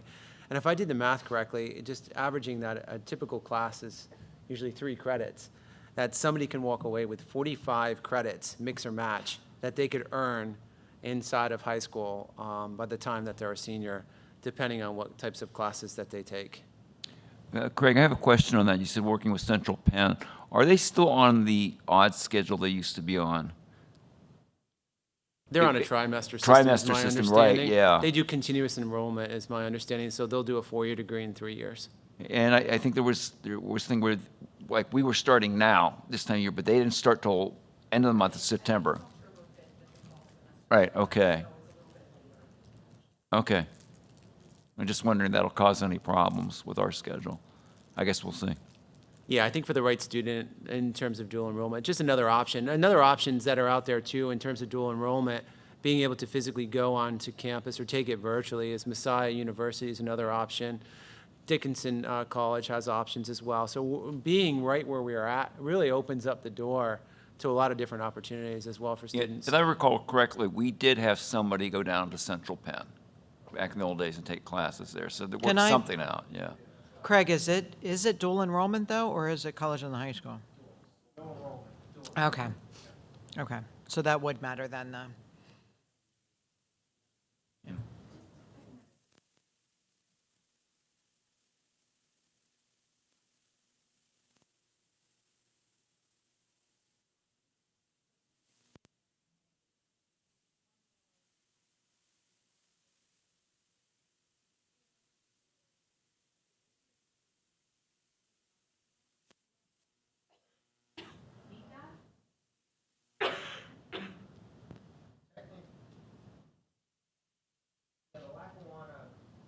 Online basically would fall under dual enrollment where students can actually take those courses to replace. Now they're weighted differently and they don't get to count towards the GPA, but sorry, it's weighted differently. But it could, like we have a student taking at Hack an English class. That's replacing the English 4 that they'd be taking here. So yes. So just for clarification, then, if they enroll Lackawanna in a class that's taught here by an adjunct professor, it's considered college and high school. Correct. If they take a class through their catalog, as an online class, it would be considered dual enrollment. That is correct.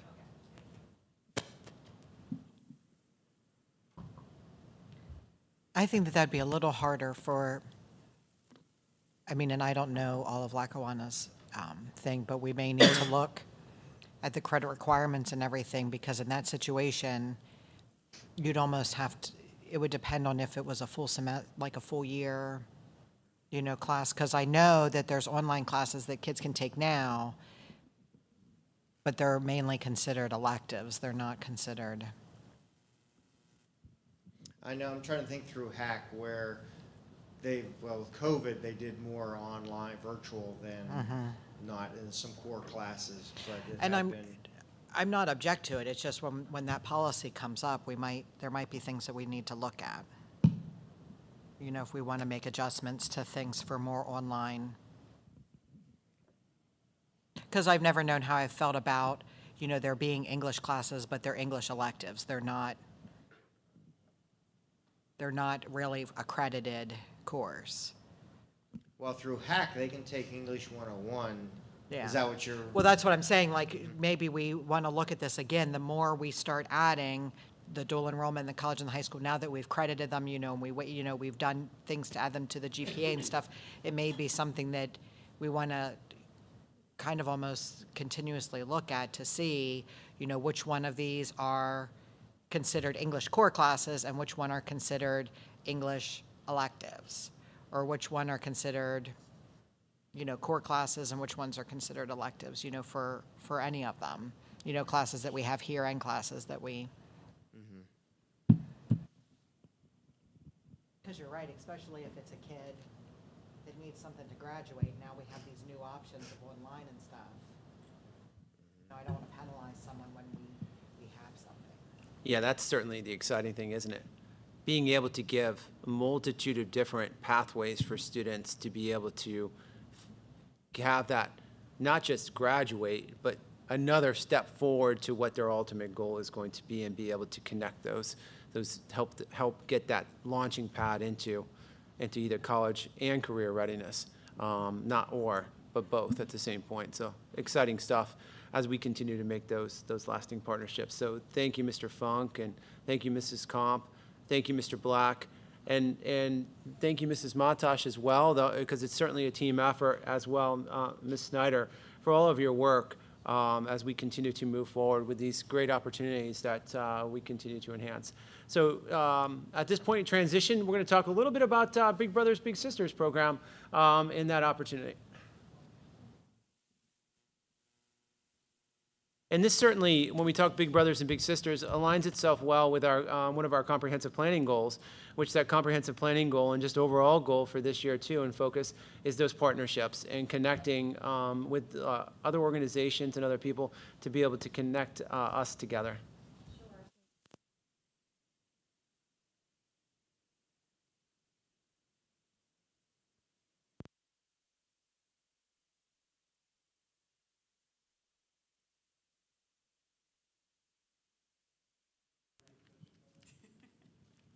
I think we have it, Christine. Sorry. So yeah, we were really excited to kind of jump back into looking into the Big Brothers Big Sisters program. Dr. Fox and I had some opportunities to meet with representatives from the group over the summer, and interestingly enough, kind of found out that there used to be a history of the Big Brothers Big Sisters program at Susquenita School District. So we're kind of excited just to share basically just a couple slides that the company was gracious enough to send for us. And obviously, as you can tell just from this slide, that there are many different programs that Big Brothers Big Sisters offers. And I think if this is something that we would decide to move forward with, we would obviously have to, take it incrementally and work towards building this within our district. But they offer different programs that have site-based matches. There's community matches. Bigs in Blue is a big program that they spoke highly of, and Beyond School Walls. So a couple things. The school-based mentoring is a program that we would eventually take a look at, but I think, Christine, if you continue to slide down. The high school BIGS program is, I think if we move forward with this, is where we would start the program. And up for consideration at next week's board meeting, we will hopefully have in front of you an introductory MOU that we can take a look at if we decide to move forward with partnering with Big Brothers and Big Sisters. But this would be a nice way to get the program back into the district where we would be able to work with basically points of contact at each building, but be able to have our high school students work with mentoring our younger students, middle school and elementary level. But we also know that Big Brothers and Big Sisters has college programs and connections in that realm as well. And like I said, this was sort of some slides that they wanted me to share with you tonight, mostly pictures and things that they have done over time. And I think, Christine, if you keep going, there is a slide to kind of show that process if we do eventually get into where we work with outside bigs for some of our students. There is a rigorous process that comes into play with getting that in place. And then you can see they kind of give some pictures from the Bigs in Blue and some events that have happened as well. So we just wanted to take a minute to kind of just put this topic up for discussion, try to answer any questions that you have, but we've tried to gather some information from Big Brothers Big Sisters just to kind of get a starting point as to where we would go with this if the board gave us that permission to be able to do that. So that's kind of where we're at in the process. Question, what happened to the old program? Yeah, we tried to find out. Maybe Dr. Jones, you guys have some background for us? Well, no, I don't know how much you were involved in the old program. I was involved a lot with the old program. There's a counselor, elementary counselor, who still lives in the district, I believe, Vicki DeLellis. I don't know if anyone has reached out to Vicki or not. She probably has lots of pictures. Yeah, I don't know what happened to that old program either, but I remember it was really, it was a great program. That's my recollection of it. John, do you have the similar recollection? I remember Kathy Kisner being involved with it. I don't remember that. It's very, very possible And because I think Kathy's they did involved in bring up everything. Vicky's name in one of our meetings as being someone in the community that had worked on Yeah, this Vicky before. DeLellis was the go-to. And honestly, I think it was a while ago, like over 10 years ago, that Oh, this yeah. was in place. Oh. I don't know, that's kind of what they were, It was you like know, 20 years ago. thinking. probably. Oh, okay. Yeah, it was probably about 20 years ago. But Vic, She said they had one person still working in the organization that was involved at that but it was time, so. it was a really positive experience for our kids. Sure.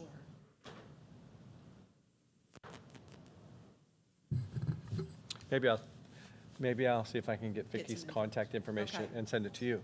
Yeah, If that would that's be all right. helpful to have some of that history. Yep.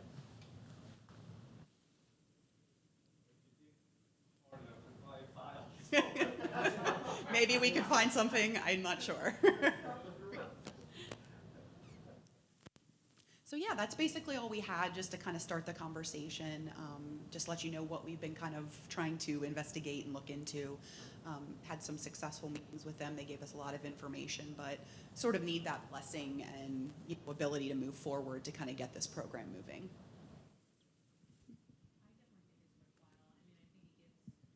Potential for opportunities for service within the organizations and student organizations that are already in place, maybe even in the development of others. I think more than now, more than ever, it's nice to have that relationship building between older and younger students. We lost a lot of time during Yeah. COVID, so I would be in favor of us digging into looking more into it. Okay. Is that what you I think what we did back in the day was, and I can't remember how often it happened, but the juniors and or seniors would walk to the elementary school and have lunch with their littles, and as well as other activities. Yeah, she brought that up. Yeah. It's kind of the model. Is there a way to make sure that we don't miss the middle school students? Because it seems like it's elementary.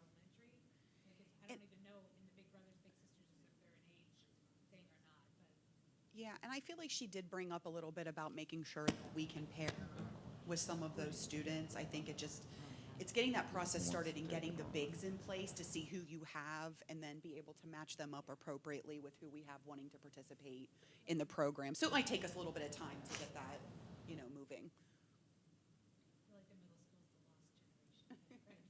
We don't want to miss them. So middle school and out school, I don't know if you remember, Bruce, we used to have clubs and organizations, like once a week, I think like maybe on a Friday, do like a football club, board game club, this would be something like, so I have a schedule in mind that I want to do with, which this would work great with. At the end of the day, like we have like a 45-minute period I can build in there, this would work great with, and we can also get our teachers common planning time too, somehow in there. So something I have to think about, but I don't want to throw everything at 62 different things with teachers at once, and say, good luck, figure it out, so baby steps. Yeah. Well, my wife is contacting Vicky as we speak. Oh, thank so. you.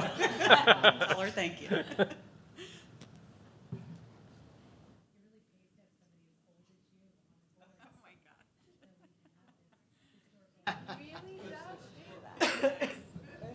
Well, thank you, Ms. Snyder, for all of your work in putting this together in the context that you reconnected, and thank you, Dr. Jones, for reconnecting as well and helping us to continue the start of these conversations and continuing that momentum and the excitement that this program can provide that continuity.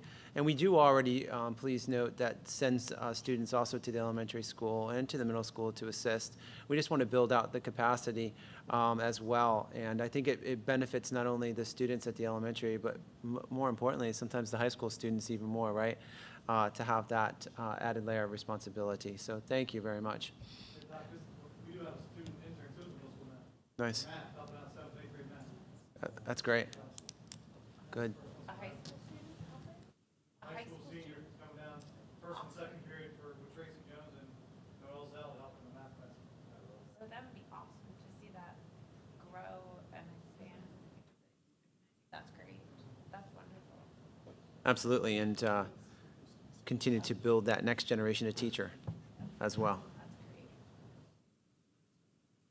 The last thing I have for this evening is I just want to talk a little bit about stakeholder engagement, just some activities and some things that we're doing collectively, just both internally and externally, to continue with that engagement practices as part of our overall goals. As we took a look at some data to inform some of our goal setting for the beginning of the school year.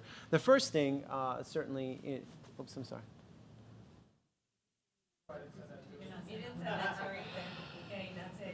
Meeting's over. Okay, meeting's adjourned.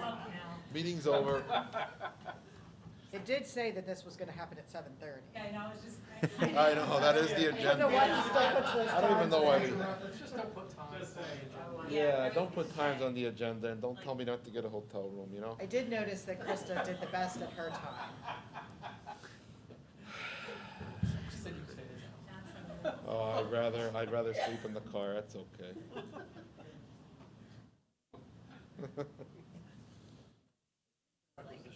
We can Yeah, I know, I table, can requisition we a can car. table this until the next meeting. So it'll only take just a minute, but I just want to talk about four, or actually five, just fairly brief things that we're trying to do. The one is to allow me the chance, our principals have been gracious. I've already conducted this at the high school. I will tomorrow at the middle school, and then shortly at the elementary school. And I kind of learned this just as we went with the concept of Airbnb, right? You go, you utilize the area for a short period of time, and you leave. And that's really the concept I'm trying to do, to be able to help support, be present, and one day per month to provide that alternative office to meet and to talk with our teachers and staff, but most importantly, to talk with our students. And I had a great time at the high school, and I enjoy it. So spend an entire day once per month. Obviously, if there's a situation or somewhere, I can get to it relatively quickly. But just that concept of Airbnb and just trying to be a little bit more present in the buildings themselves for an entire amount of time. The next is coming up tomorrow is our first team talk meeting.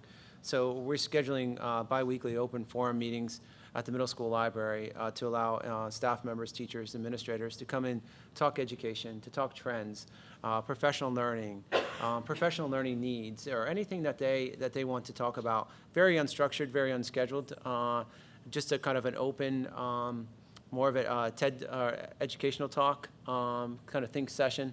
So definitely that first one will start tomorrow. The third is I'm really, really excited about this opportunity coming up, and our first meeting is on September the 20th, I believe. I'll have to check the calendar, but it's the Portrait of a Graduate.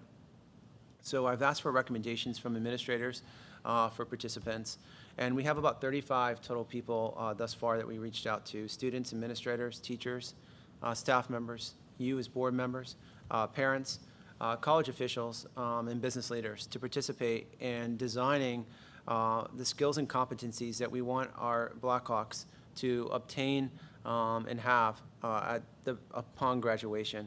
That's kind of becomes our North Star, and it will connect everything that we do, including budget, feasibility, including the things that we do moving forward, will be geared towards our Portrait of a Graduate. What we'll do with these skills and competencies, and they won't be 67 of them, we'll scale them back into 6 or 8, will be our core skills and competencies. We'll work to create a pictorial representation of what we want that to be.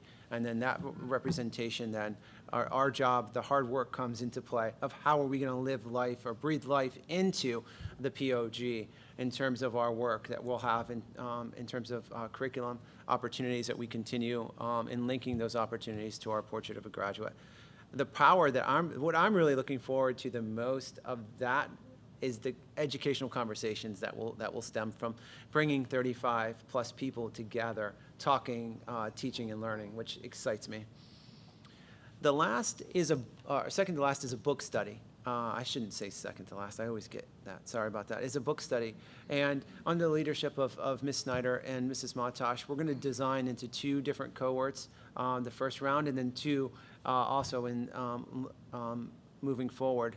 So this book study is going to be based on the work that we started from our district kickoff to continue that momentum. And the book's on Culturize by Jimmy Cassis. And this book really talks about all of our ownership, every student, every day, whatever it takes, and focusing on students first. So we're going to read and design and study and share, and then make some actionable items together as cohorts and as groups. So these are kind of all elective and voluntary, and we have some staff and faculty signed up for this book study. And the final one is something I'm excited about, and I know I've asked Mrs. Matash for help, and also reaching out to some of our students and Mr. Scheffler and some assistants as well is something that it makes me a little nervous, but we're going to take some risk on there. It's podcasting. We're going to work and try to podcast. So designing some 10 to 15-minute segments each month, and we're going to involve students and get the students involved, and we're going to focus on curriculum. So we'll interview Ms. Snyder, some community.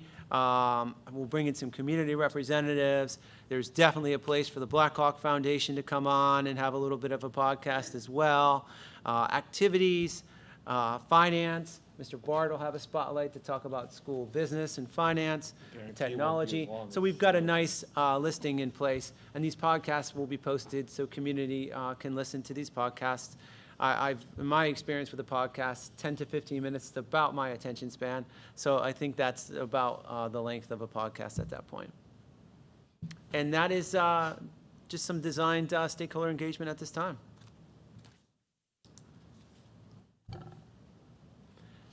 Anything else for the good of our meeting? All right, at this time, we'll call it concluded, and I'll see everybody next Tuesday. Thank you.